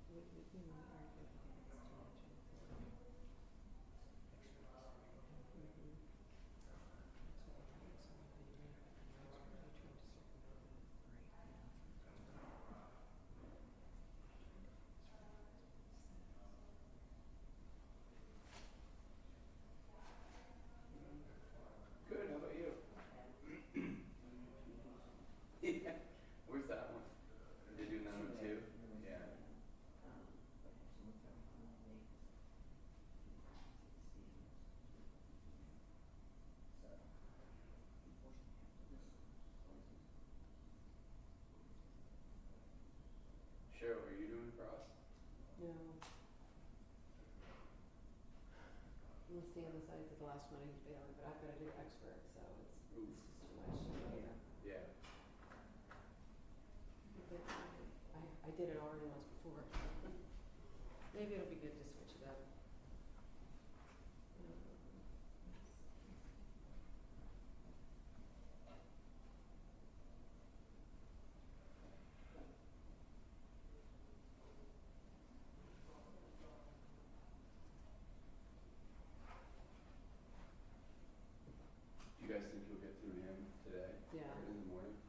Oh, no, I think we'll finish it today. I think we'll get through their witnesses today.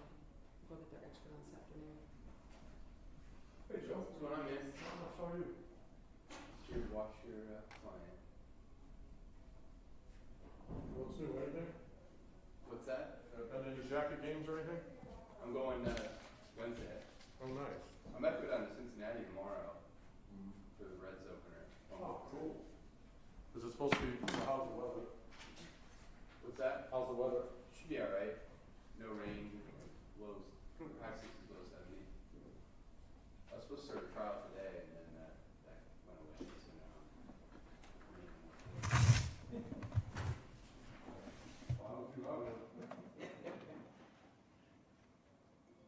you guys seem to be on schedule. Yeah, fine, everything's good for the point, you know what I mean? Yeah.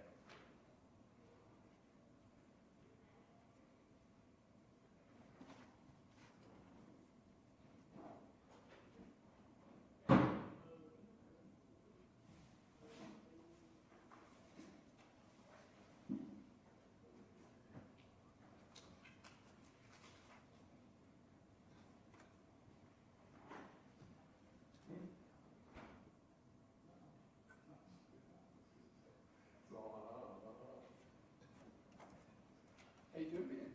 Good to see ya. Oh, I represent the city in civil cases, so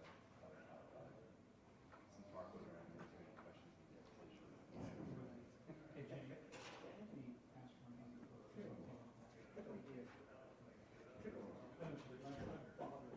Oh, no, I mean,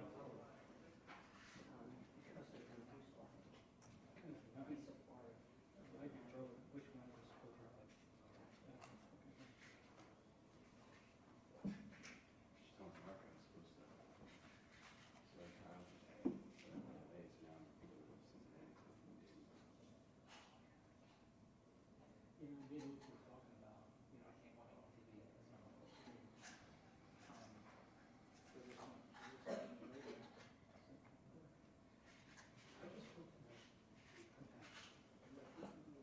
Yeah.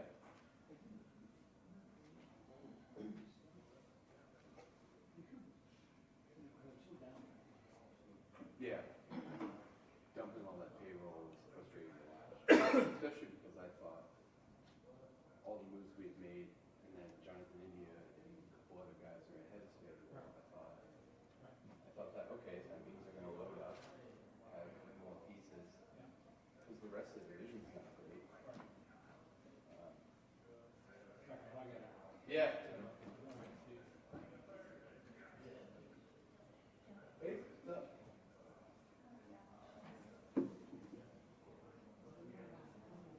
Pretty good.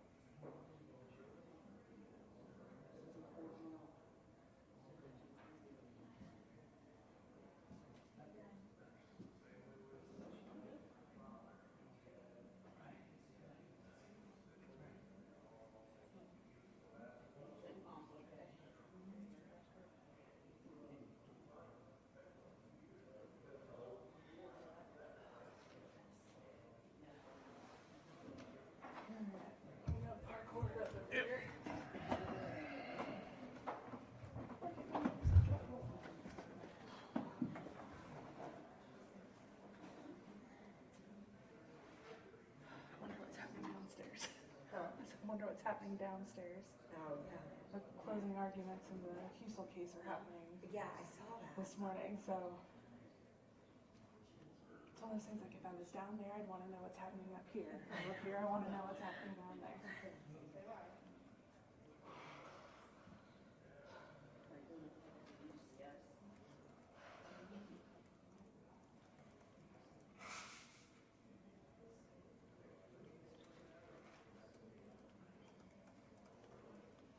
stories get room tomorrow.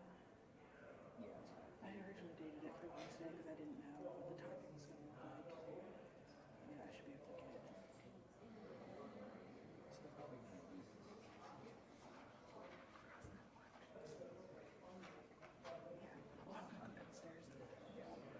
I'm sorry. Oh, you're fine.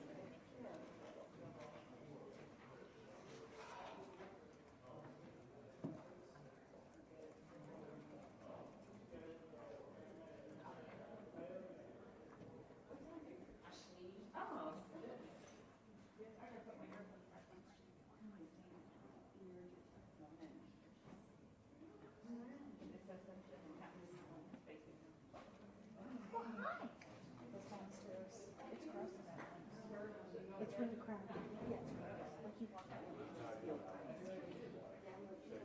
Or am I just weird? I like it's humid and it just stinks a little. It just kind of, I didn't necessarily clock that, but I understand.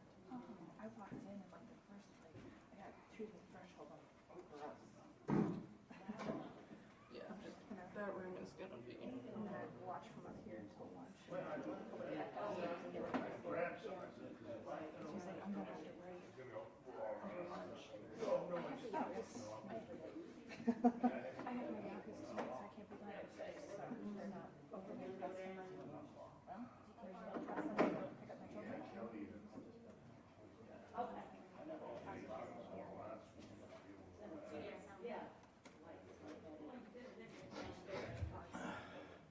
How's the sound of what's been going on down there? It's weird. Is Zion still going down there or is Biles up? He's drinking some water. I said I wanted to know. And he I actually was yesterday before I went to the 40 minutes. And I didn't get it.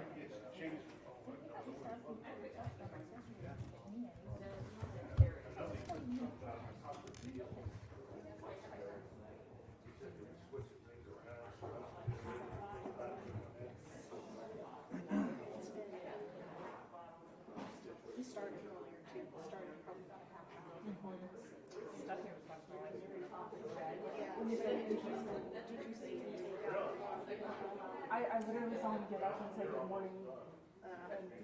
He was taking, he had like a box with files of fentanyl, and he was like just putting them out like one by one by one, showing pictures of all the people who died. Yeah. Yeah, last I looked over, he was still gone. The whole bias is he's got 2 hours plus. Maybe this was gonna be that long. Maybe this was gonna be like 50. Yeah. Your room wasn't going to be crowded. Well, I know her opening was down there. Spectrum showed up, ABC showed up, WSU showed up. Like everybody was there. Yeah. This is my first time seeing Spectrum. He tried to take my seat this time. I said, dude, there's a sign right on the table that says Columbus Secret. Find another one. I'm not in anybody's seat here. No. It's been recently. So, yeah, Dean said there were about 40 people in the gallery.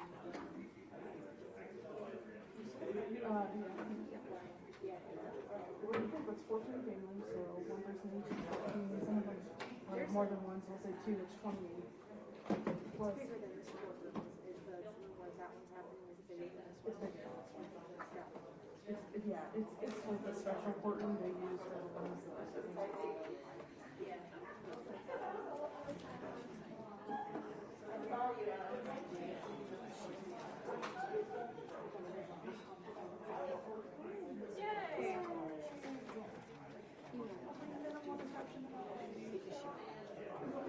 You don't have to tell me. Just tell me okay. I'm going to be on Saturday. Oh my gosh, I'm so sorry. Huh? I'm racist. So, call the doctor just want to be like, hi, do you want to call us? We did all the images for Ben. Which script today, so. I feel fine. I've got some extra shine caramel downstairs. I didn't tell you my sister's in here all weekend too. She was actually transplanted like her nose away. You know, it kind of sounds like the same thing Tom about, but they kept her. And so they were going to do surgery right away, and then they decided, I don't really know why, but they're going to hold her until Tuesday. She doesn't eat anything. It's like an intestinal issue. So we got back to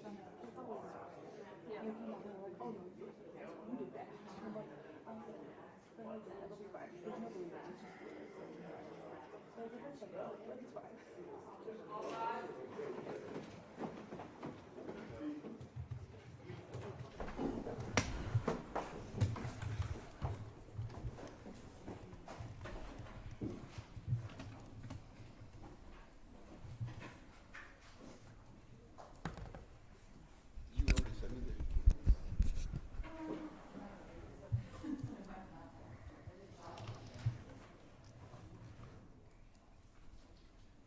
Melissa?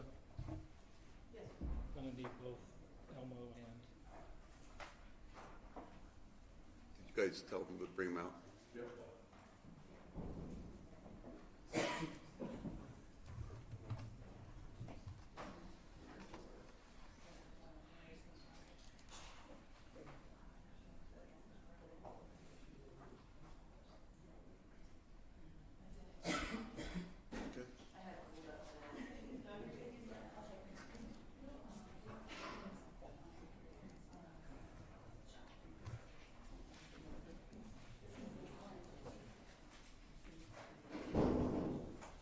Come back up here.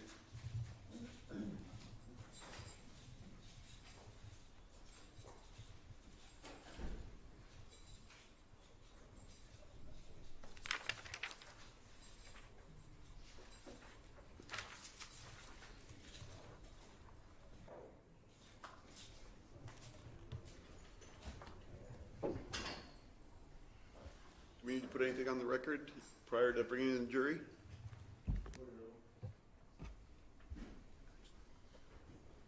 Do you have nothing to put on the? I'm sorry, no, All right, let's go get jury.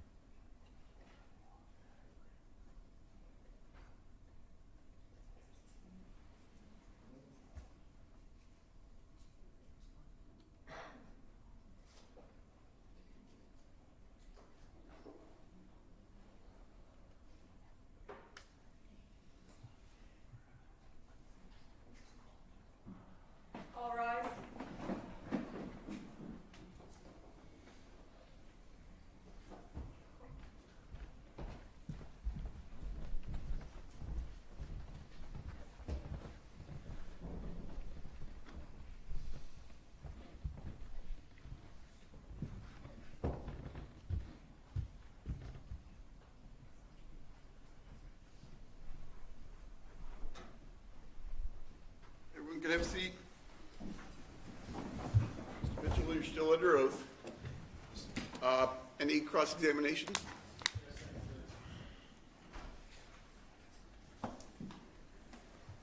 Would you agree, Mr. Mitchell, that this makes a better story for you if that door doesn't open? I don't know if it does or doesn't.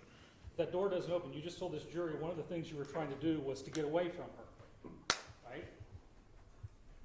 I didn't say I was trying to get away from her. I was trying to take care of the situation. I wrote down trying to get away from her. Are you saying you didn't say that? I may have said that. Okay. If you're trying to get away from her and that door is open, it's a harder story for you than if that door stays closed, right? In my mind, the door was always closed. Well, that's where I'm getting, because that makes a better story for you, right? That's why you remember it that way. I remember that way because I don't remember the door being open. Overruled. I'm sorry? I don't remember the door being open. Okay, so you're saying in your own mind, subjectively, you don't remember that door being open? No, I do not. Okay, but you do now know that objectively, there's no support for that position, right? There's no support when we see it on video that the door was open. Right, Right. door was open, so there's no support for your memory. Right? During the time of the incident, the door was closed. But you know that's not the truth. I'm not saying it was the truth. It's what I remember. All right. Who opened that door? I guess I had to be the one to open the door. You guess you had to be, or did you open that door? I opened the door. You got partially out of the car, Yes, I did. and then you turned back around and came back in, right? I don't believe I hardly went outside the door. My leg went outside the door. Right, but then you turned around and continued the engagement. Correct.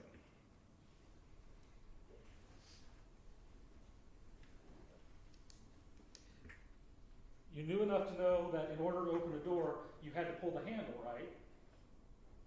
Correct. You knew that you had to take that gun out of the holster, right? Correct. You knew you had to unbuckle your seatbelt, Correct. but the only thing of those things you don't remember doing is the one that would get you some time and distance, is opening the door, right? If that's what you say, yes. I'm asking you, that appears to be to me, you tell me, is that the only one you don't remember? If I remembered, I would have told at the detective bureau. And I did not say that at the detective bureau interview.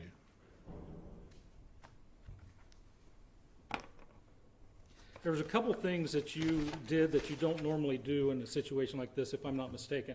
And I'll ask you, is it true that you normally carry your badge? Yes. How many times in the years you did Vice did you not carry your badge? A few times I may have forgot to carry my badge. But it would be a case where you forgot it, right? Yes. You never intentionally did not carry your badge. No, you never intentionally not bring your badge. Okay. And also, I believe it was uncommon for you to use the parking technique of putting the door up against a wall or a pole. Is that right? Right. So how many times would you normally use that? How many times have you used that technique before Donna Castleberry? Probably 5 or 6 times. Out of how many prostitution arrests? I arrested well over 500. Okay. So this was unusual for you to park like this? I've done it before, but not really unusual. Okay.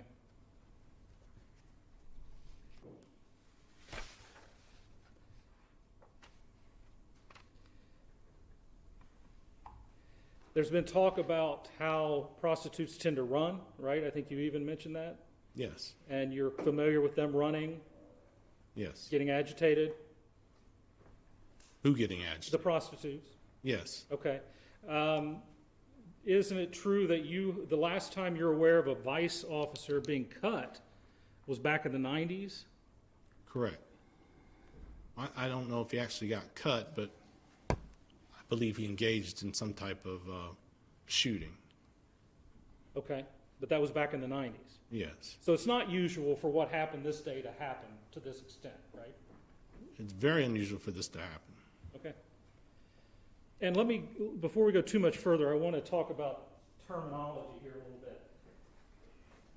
Can you know the difference between being slashed and being stabbed?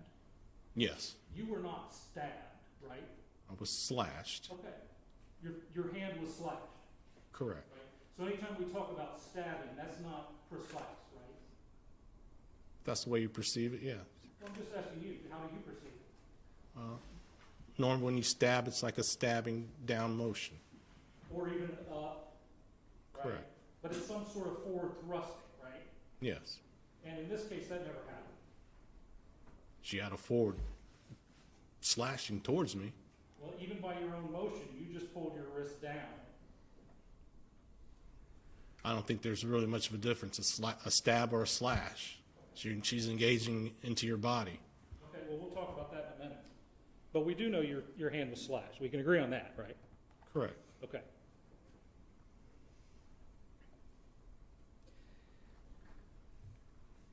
You have mentioned during your direct testimony that you gave sworn testimony back in April of 19. You remember that? Yes. And then you also gave a written statement in September of 19, and then a recorded statement in September of 19, correct?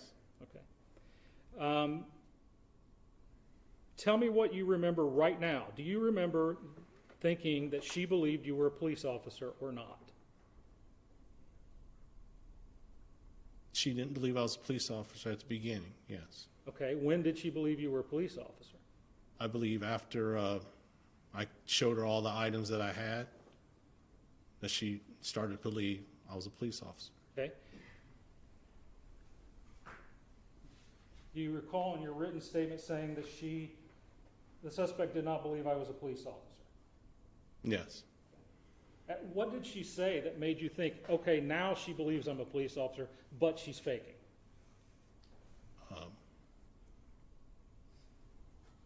When I mentioned all the items that I showed her, and I told her, "You don't believe I'm a police officer, do you?" And she goes, "Oh, I didn't say that." So at that time, I believe she knew I was a police officer. Okay. But she says multiple times after that she does not believe you're a police officer, right? I think she was just putting on a front. The whole time. Yes. And you've watched this video and heard the audio, right? Yes. Do you believe she's acting the fear that you hear in her voice? She may not be acting the fear in her voice, but she was acting that she believed I was a police officer. You believe she was acting to be afraid of you by running into the back seat? I can't speak for Donna Castleberry. I wasn't in her mind. Okay, but you just are trying to tell us that you at some point you knew she believed you were a police officer. Right. That's in her mind, isn't it? That's because she said, I'm not all right. I'm not for sure about all that. When I told her I was a police officer. She did more than say she wasn't sure. She actively said she didn't believe you were a police officer, right? Right. She said that, yes. Multiple times. So I guess I'm trying to find out when exactly, amongst all that, did you believe she started faking? I believe she started faking right before when the fella came out. When the fella came out of the building and she was screaming for her. She wanted somebody to open that door. That's when she knew that she wasn't going to go to jail. Okay. And you had no idea at that point in time that she had a warrant, right? Right. And you had no idea at that point in time whether Donna Castleberry knew she had a warrant, right? I'm not for sure she knew she had a warrant or not. Right. Do you believe she was trying to score dope? That's what she said. Right, but I mean, while this is all going on, are you going to tell us that one of the reasons she's trying to get away from you so she can go score dope? I never said that. Okay, do you believe that? I have no idea. It never came across my. Okay.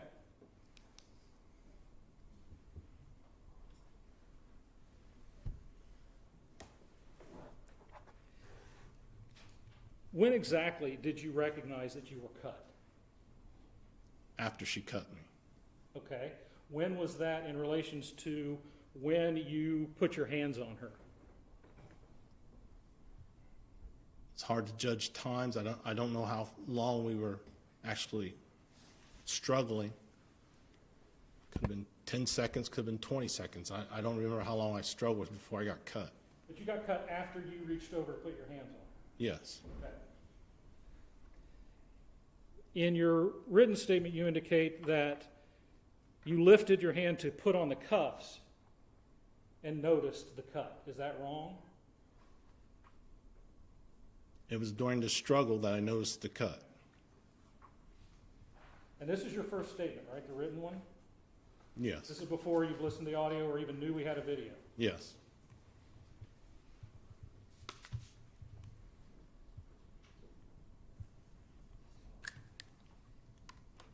And in that statement, you said, I grabbed my handcuffs, which were on the seat under my leg, right? There's no dispute about that.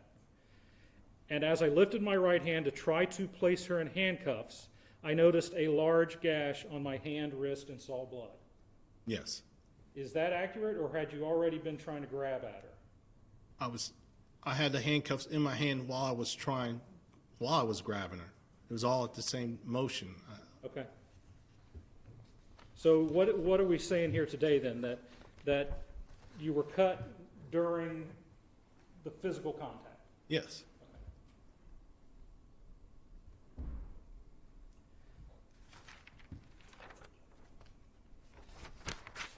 You gave us a demonstration with Ms. Stevens, and I don't want her to reenact that, and I'm not going to ask Ms. Pritchard to go up. But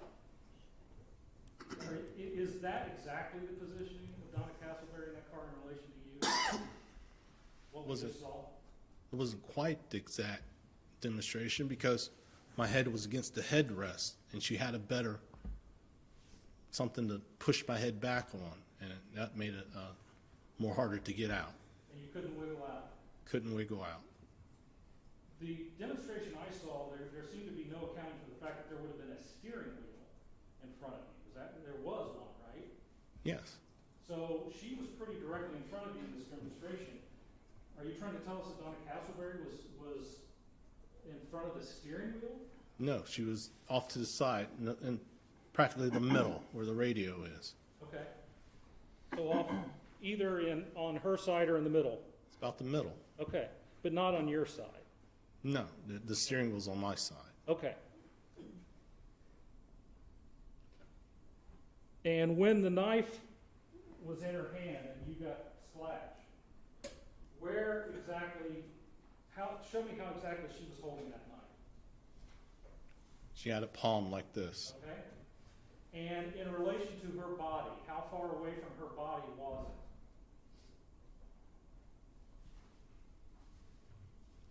Right there, close proximity. So she's got, and for the record, you're showing her right elbow bent, and she's holding the knife as if to make a downward motion of some sort. Is that right? I can't say it was a downward motion or not. She could have just moved her wrist like that. I don't know. Well, or you could have grabbed the knife, right? I didn't grab the knife. Well, you don't seem to know how she did it exactly, right? It's a traumatic situation. You cannot remember everything and every little move in that incident. Yeah, we've established that. But with that said, you could have grabbed the knife. I couldn't grab the knife. Why not? You said She you were had it. fighting, struggling with it. She had it palmed in her hand. That was the whole ordeal. I was trying to get the knife, but I couldn't get to the knife. Did you see that? You saw the knife. Yes, How much of the blade did you see? probably about half the blade. Okay. So when you're reaching and grabbing for it, you're telling me it's impossible that you actually... I wasn't going to go for the sharp end of the blade. I was trying to get her to uncuff the handle so I could grab the knife. I'm not going to grab after the blade. So you're saying, your testimony is she actively then hit you in the hand and sliced, pulled. Yes. Okay. Did she ever say anything to you like, I'm going to stab you, get away from me? She never said she was going to stab me. Okay. Did she ever say, I'm going to slash you? No. Did she ever say anything relating to that knife? No.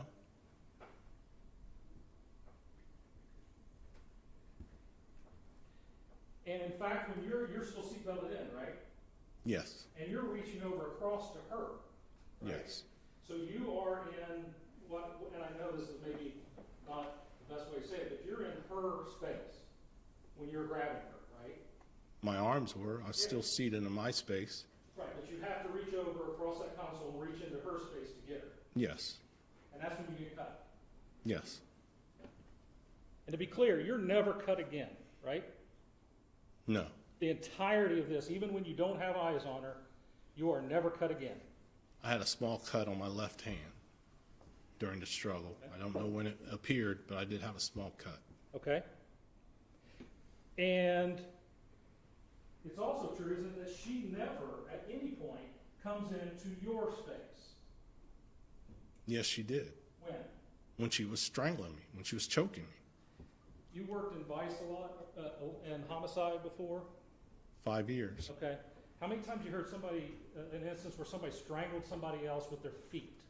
Well, she choked me with her feet. How many times have you ever heard of somebody choking someone with their feet? Never had that situation. Never. Would you agree then that this looks to be a defensive act? That wasn't a defensive act. She was after me. She was trying to kill me. With her feet? Yes. Not the knife she still had in her hand. She still had the knife in her hand. We were still fighting over the knife. And she chose to use her feet. Whatever options she had, she was using. Okay.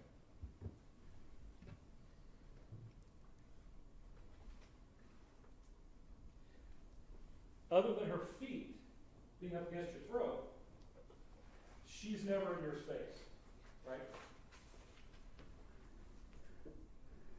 When she went towards the back, she was in my space.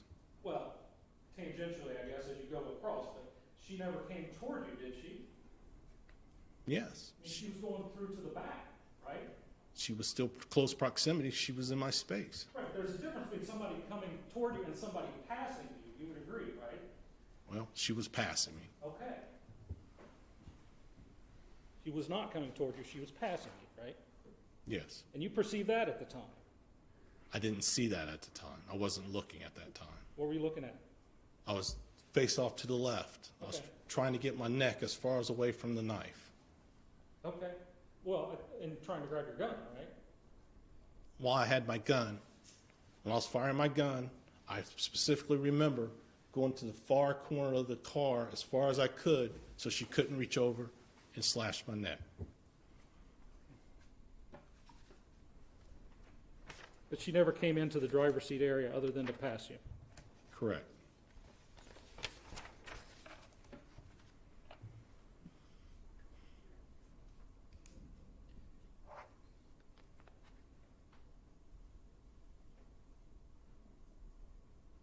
You indicate you fired across your body. Is that Yes. how you recall it? Yes. Do you believe that's what happened now? I still remember firing across my body. Not my question. You've seen the video. You've seen things. Do you believe that's the truth now, or is that just how you remember it? Objection, Your Honor, to what the truth is. May we approach? You may.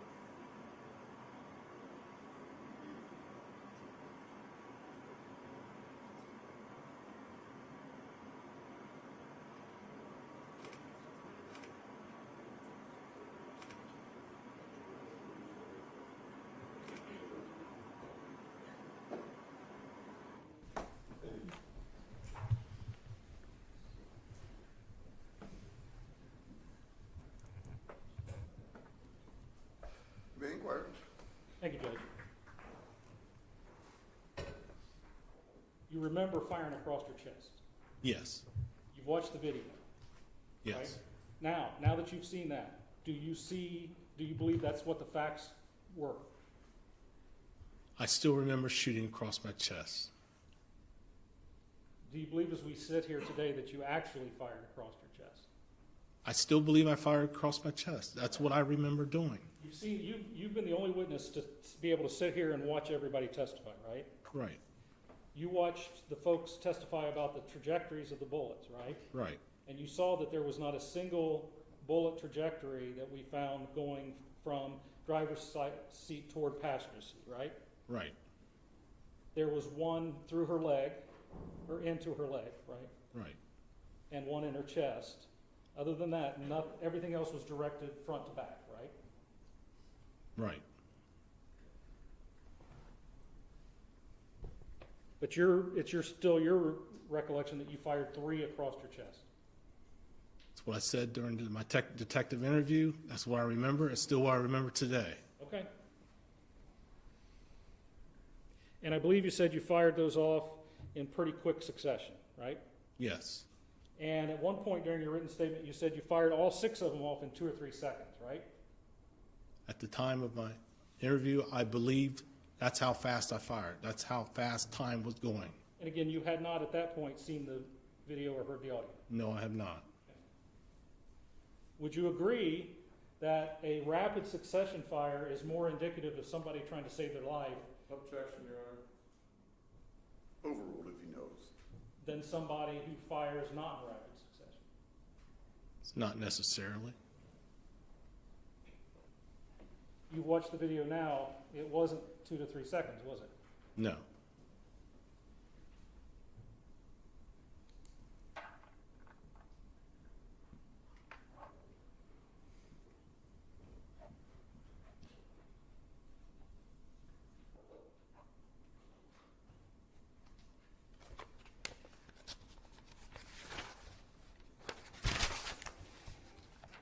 I believe I don't know, let me ask you this, to your recollection, did Donna Castleberry ever grab your firearm?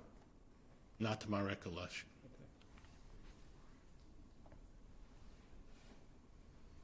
You know we found her DNA on that firearm, right? Yes. Can you account for that? Could have been from the blood spatter. Okay. How long had you had your car? Believe I got that car. It was that year, probably sometime in May. And did you use it exclusively? Yes. Would it be fair to say that probably your DNA is all over that car? I don't know if it's all over it, but yes, it should be in the car. So would you agree that maybe she could have picked up your DNA on her sandal from somewhere other than your throat? No, Absolutely not. absolutely not.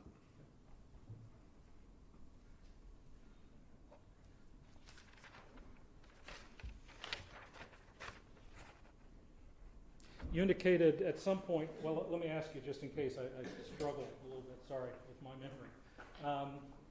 Tell me how much blood was there when this cut first happened? I have no idea. Okay. You've said before that blood was everywhere. Is that accurate? Yes. Was the amount of blood making was that an impact at all on your ability to control or gain control of Donna Castleberry? Not at the point. Okay.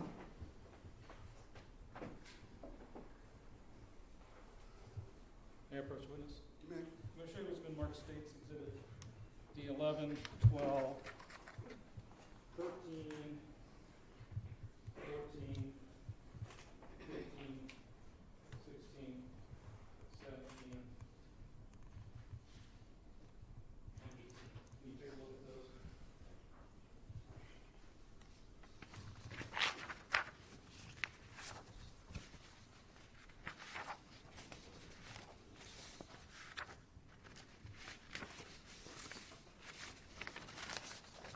Okay. You recognize those? Yes. Can you tell the jury what those are in general? Items on my clothing. Okay, these are the clothes you were wearing that day? Yes.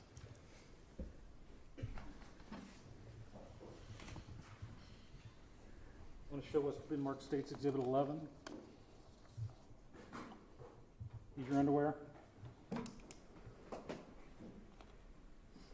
these your underwear? Yes. Sorry.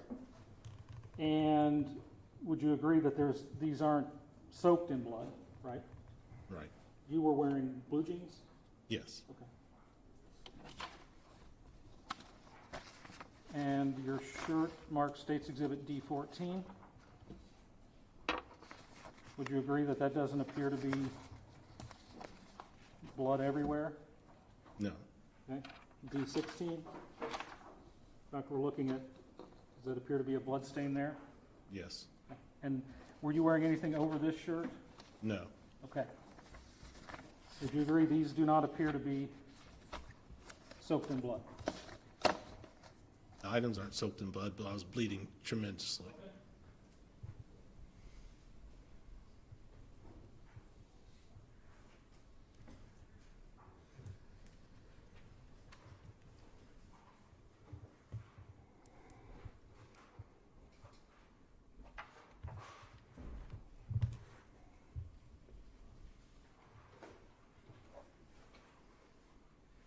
I want to go back to the cut for just a second.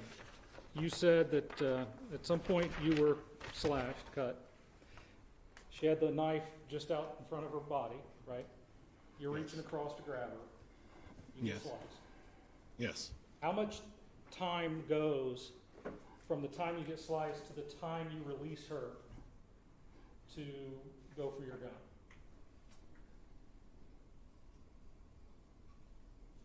Right off the top of my head, I don't know. Maybe 30, 40 seconds, I don't Okay. know. And it's during this period of time you indicate she's choking you with her feet. Correct. I believe you said on direct testimony that you were able to stop her from choking you by letting go of her hands. Is that right?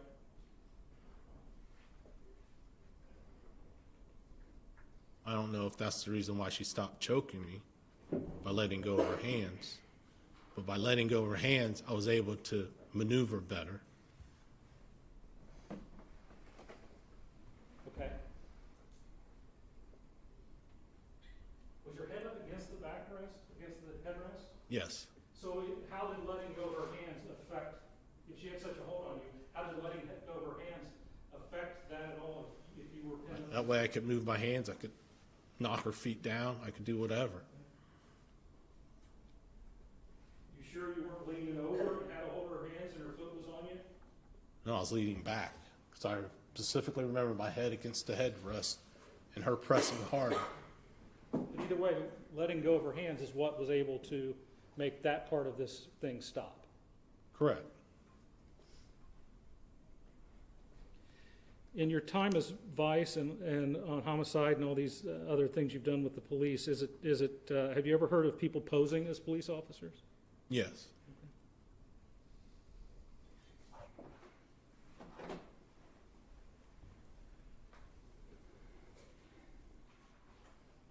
During the time that you spent at the hospital, and we've got some pictures taken of you,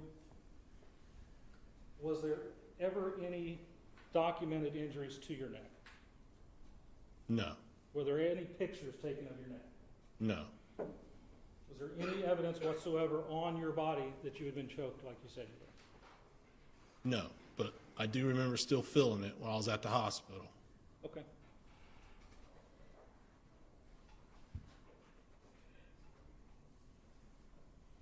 And you never went unconscious? Close, but I never did. You still had the wherewithal to know where your gun was? Excuse me? You still had the wherewithal to know where your gun was, right? Right.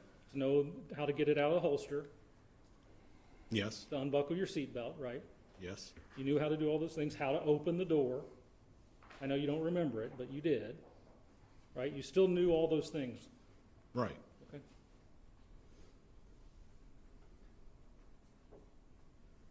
And then it was your goal at that point, when you get the gun, you said when you got the gun, your goal at that point was to shoot as fast as possible. Is that right? Yes. To prevent her from stabbing me again. And at the time you made that decision, Where was Donna Castleberry? Like I said, my head was turned to the left. I believe she was on my right. Okay. And at that time, when you decided to shoot as fast as possible, where was the knife? Where's the what? The knife. I believe it was still in her hands. But you didn't see it. I did not see it. Okay.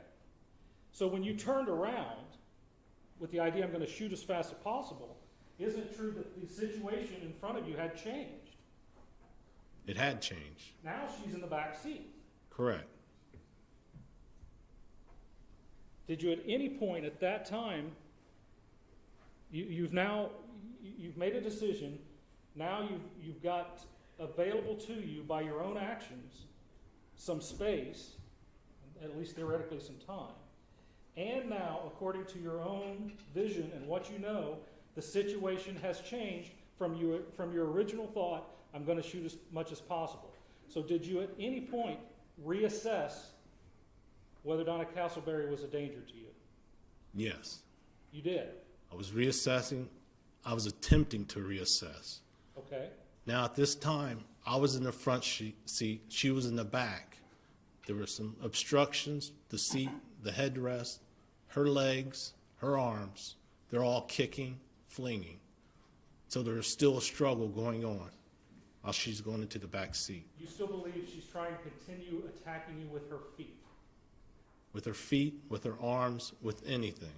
But it's true, you did not at this time see the knife. At this time, I did not see the knife. In fact, that knife was found in the front seat, wasn't it? The knife was found in the front seat after the fact, after the situation was over. Are you suggesting that at some point after you shot her, she chucked the knife into the front seat? It's possible, but I did not see that. Okay.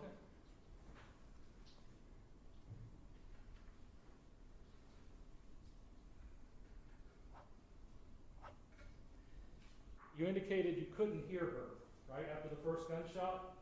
Correct.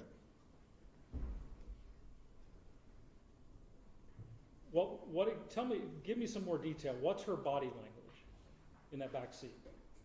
Her body language was flinging her arms, kicking her feet, yelling, screaming, which I could not hear what she was saying, but there was still a struggle between me and Miss Castleberry. Were you making physical contact with her at that time? Yes. So you were reaching over the seat to try to grab her? No, she was kicking at me. She was flinging at me. I wasn't actually trying to grab her. I had the gun in my one hand. So you were going to shoot her and shoot as fast as possible, right? I was trying to stop the threat as fast as possible.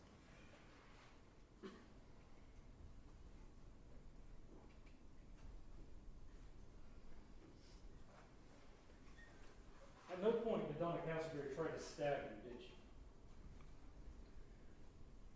I have no idea. I didn't keep an eye on Miss Castleberry the whole time. No matter what she was doing or saying back there, isn't it true she wasn't trying to stab you, make any kind of stabbing motions with a knife, right? You can answer. I have no idea.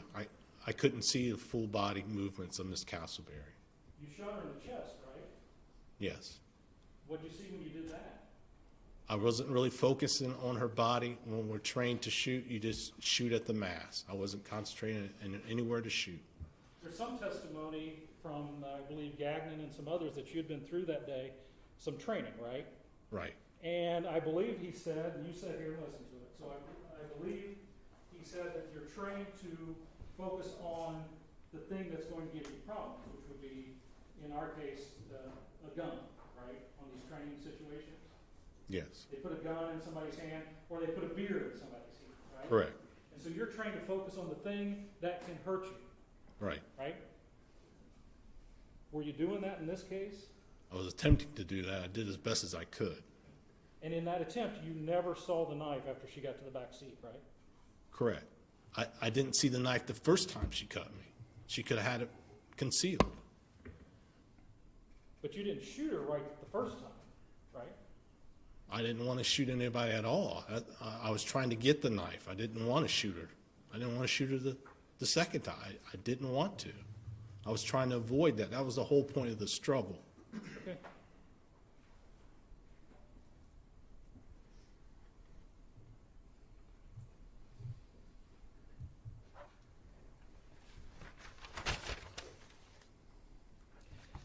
You've heard Josh Jerk's test that it looks like one of those bullets were fired from behind the headrest. Do you remember that? Yes. Were you firing across from behind the headrest? That might have been when I had my gun across my chest. That could have been the ones that hit the headrest. I thought you said you fired across your body. Well, I fired from across my body. Science shows that it hit the headrest, so it must have hit the headrest. Okay. And there's one that he says looks like it came from as if the gun was already behind the headrest, kind of in the back seat compartment, and fired from that position. Do you recall that? Yes. Did you fire from that position? I don't recall firing from that position. Did you ever lose control of that firearm? No. So at no point were you in danger of her kicking it out of your hand? Oh, she could have kicked it out of my hand. She Yes. She didn't. In fact, you don't recall her ever grabbing or going for that gun at all, right? Correct.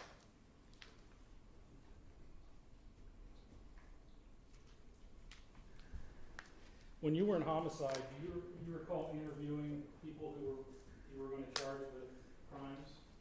Yes. And in your experience, would they tell you a story that might change once they actually saw evidence that their story was wrong? It could happen. A quick example, see if you've heard of something like this. So somebody says, I didn't shoot him, right? I didn't do it. And then you would come up and say, well, here's the videotape, you did it. And they would say, oh, but it was self-defense, right? Something Correct. like that. Yes. You recall people telling stories like that, Oh, yeah. Yes. admitting to things they didn't think could be contradicted Correct. until you contradicted it, Right. and then their story would change. Right.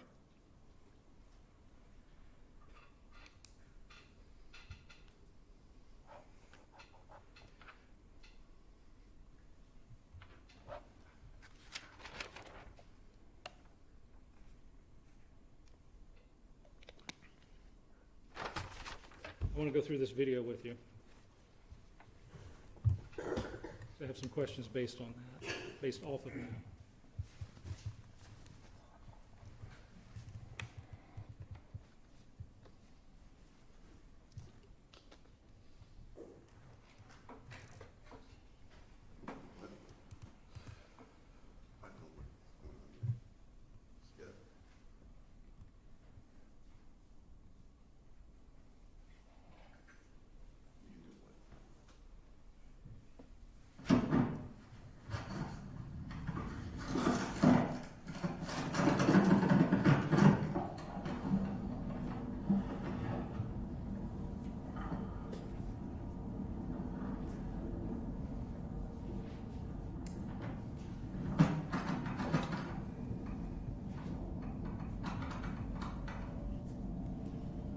Just to confirm, Mr. Mitchell, everything we've talked about the origin of this is your division-issued cell phone, that's correct? Correct. Everything we've talked about the origin of how this recording came to be up to this point has been fairly accurate, right? Yes.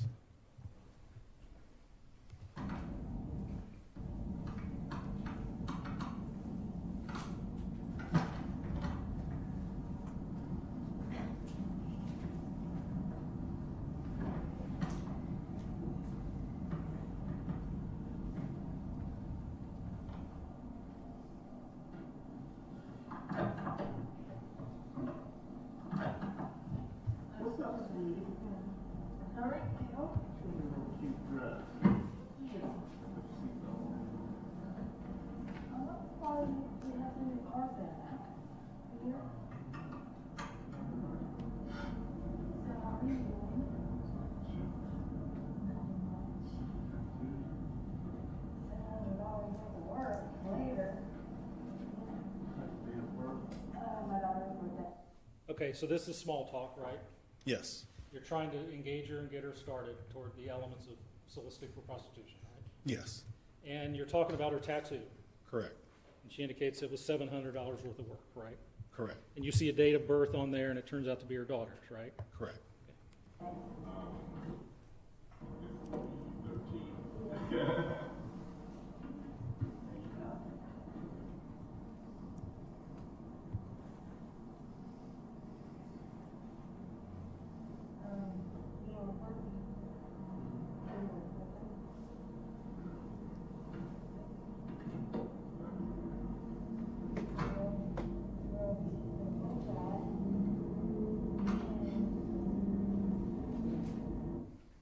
Mr. Mitchell, at this point, you're discussing where to park, that kind of stuff, right? I believe so. It's kind of hard to hear. I know, I apologize for that. But at this time, you would consider this not aggressive on either side, right?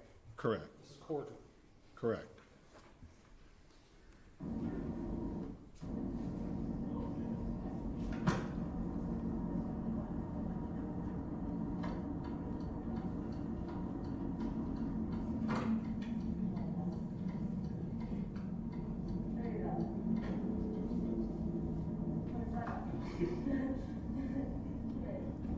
Okay, this laughing, is this where you're talking about $20 and she says, you say it's too expensive and she says 30 and settle for 25 and that makes her laugh, right?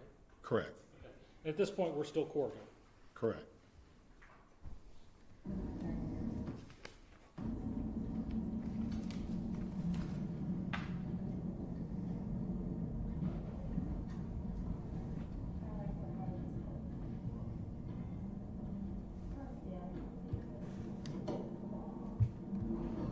And this is you pulling up to where she's told you to go? No, she wanted me to go further back towards the bottom right of the screen. I'm sorry, toward the what? The bottom right of the screen. Okay. And you stopped there and decided to use this move that you don't normally use, right? I decided to use that move because the building was right there. I had my elements, so I could make my arrest. So at this point, you've already got the elements, right? Yes, Okay.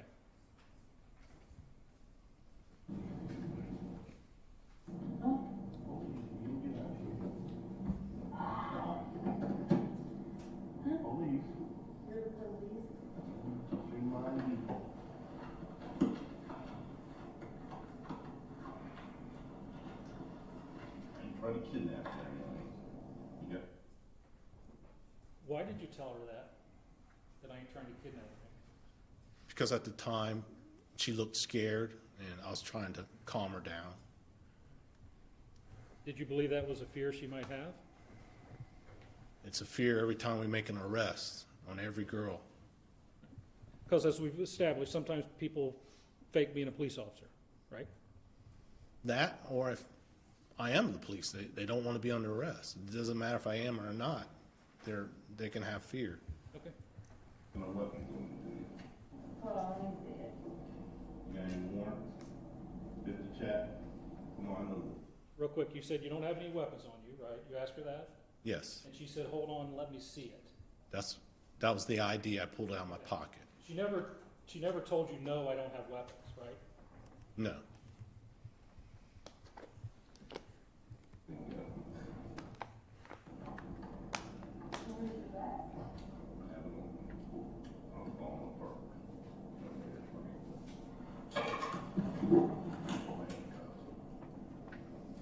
You don't be who I am.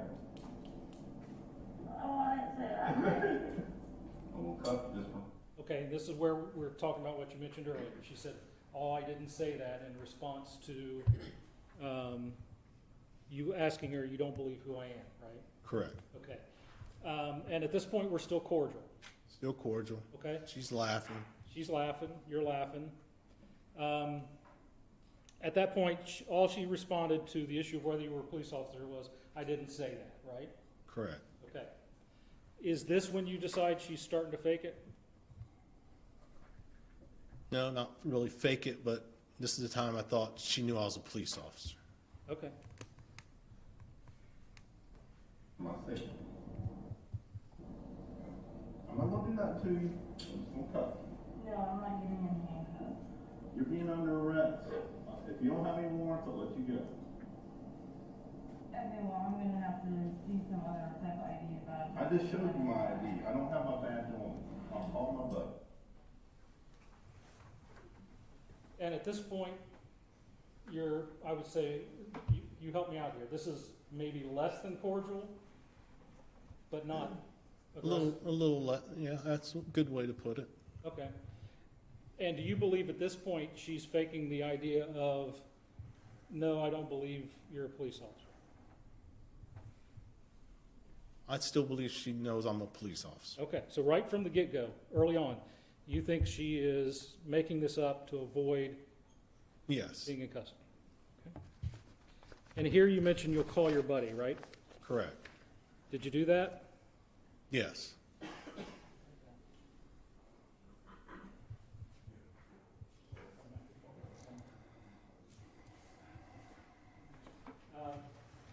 Mr. Collins showed you, yeah, showed you a series of text messages, right? Yes. And in one of them, you texted, Bellows, Yale, doesn't believe I'm a cop. That's what I texted as soon as this incident. Okay, As soon as this, had you done that already here? I was getting ready to. Okay, but you texted your buddy saying she doesn't believe I'm a cop. So did you believe she didn't believe you were a cop, or you're testifying now, you thought she was faking? I still believe she was faking it. But you agree with me, that's not what you texted, right? Right, You texted, doesn't believe I'm a cop. right. And did you do that in order to draw some quicker response from them? No, she didn't believe I was a cop, but I thought she was faking that she didn't believe I was a cop. But when you sent that text, did you use those words so that you could draw a quicker response from McKissick and Evans? I was hoping they would get there fast, because when somebody doesn't believe you're a cop, we automatically know it's probably going to be a confrontation. Okay. And you knew that right then? Yes, I did. And when you, at this point, you've already got the elements, right? Right.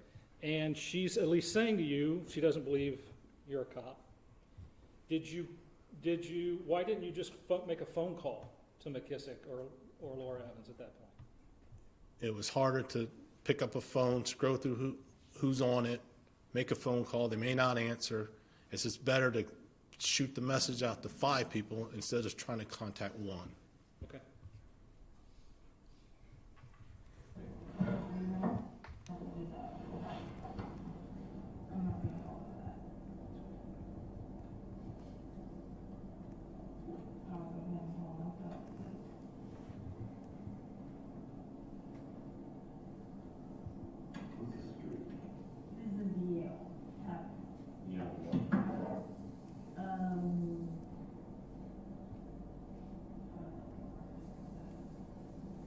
Okay, and this appears to be where you're discussing where you are Correct. geographically, right?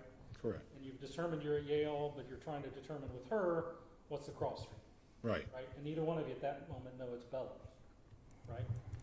Well, I eventually knew it was Bellows because that's what I texted. Okay. Would you say now we've gone back to cordial?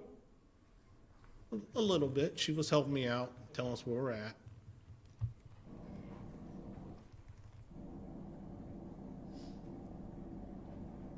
And you can hear me texting right then. That's you texting? Yes. Okay. Thank you, because that is hard to hear. I don't know how the whole life situation works. Already, I've never had any of this happen like this before. So at this point, she's telling you she knows how Vice works, and it's not, this doesn't seem right to her. Is that correct? That's what she was saying. Okay.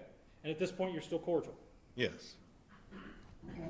why? Because I don't have my badge, I left on my police shirt. You don't have your badge, you don't have your walkie-talkie. Yeah, I do. You don't have any of that. That's why I was reaching for the paperwork.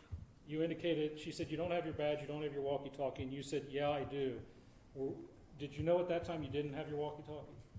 I believe my walkie-talkie was in the trunk, but it wasn't. Okay. But now you're reaching for that, what's been identified as a U-10-100? In the affidavit. Okay. What is that? What is the number of your Point, municipal court? vice. All right, you get that in the court. Right, so I'm a policeman. You've told her you're a policeman in response to her saying you can get that at the courthouse, right? Correct. By the way, have you ever known people to forge documents? Yes, but I never seen him forge a affidavit. Do you believe it could be done? Probably. And at this point, you raise your voice a little bit, right? Right. Say, so I'm a policeman. Does Council want to approach here real quick? Not on the record.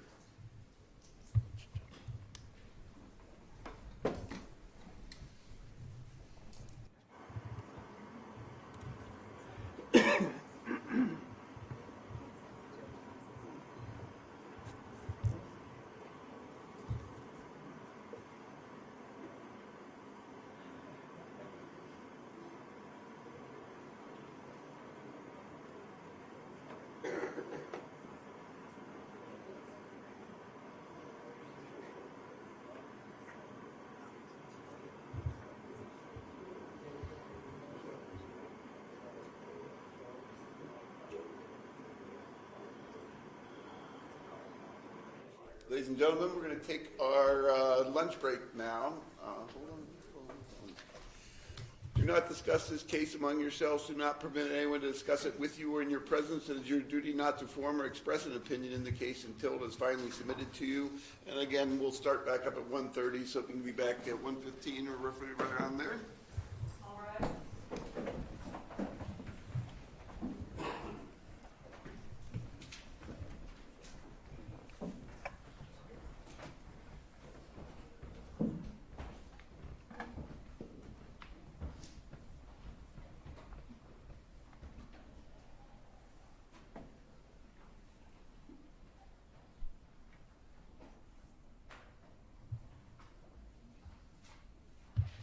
All right, everyone can have a seat.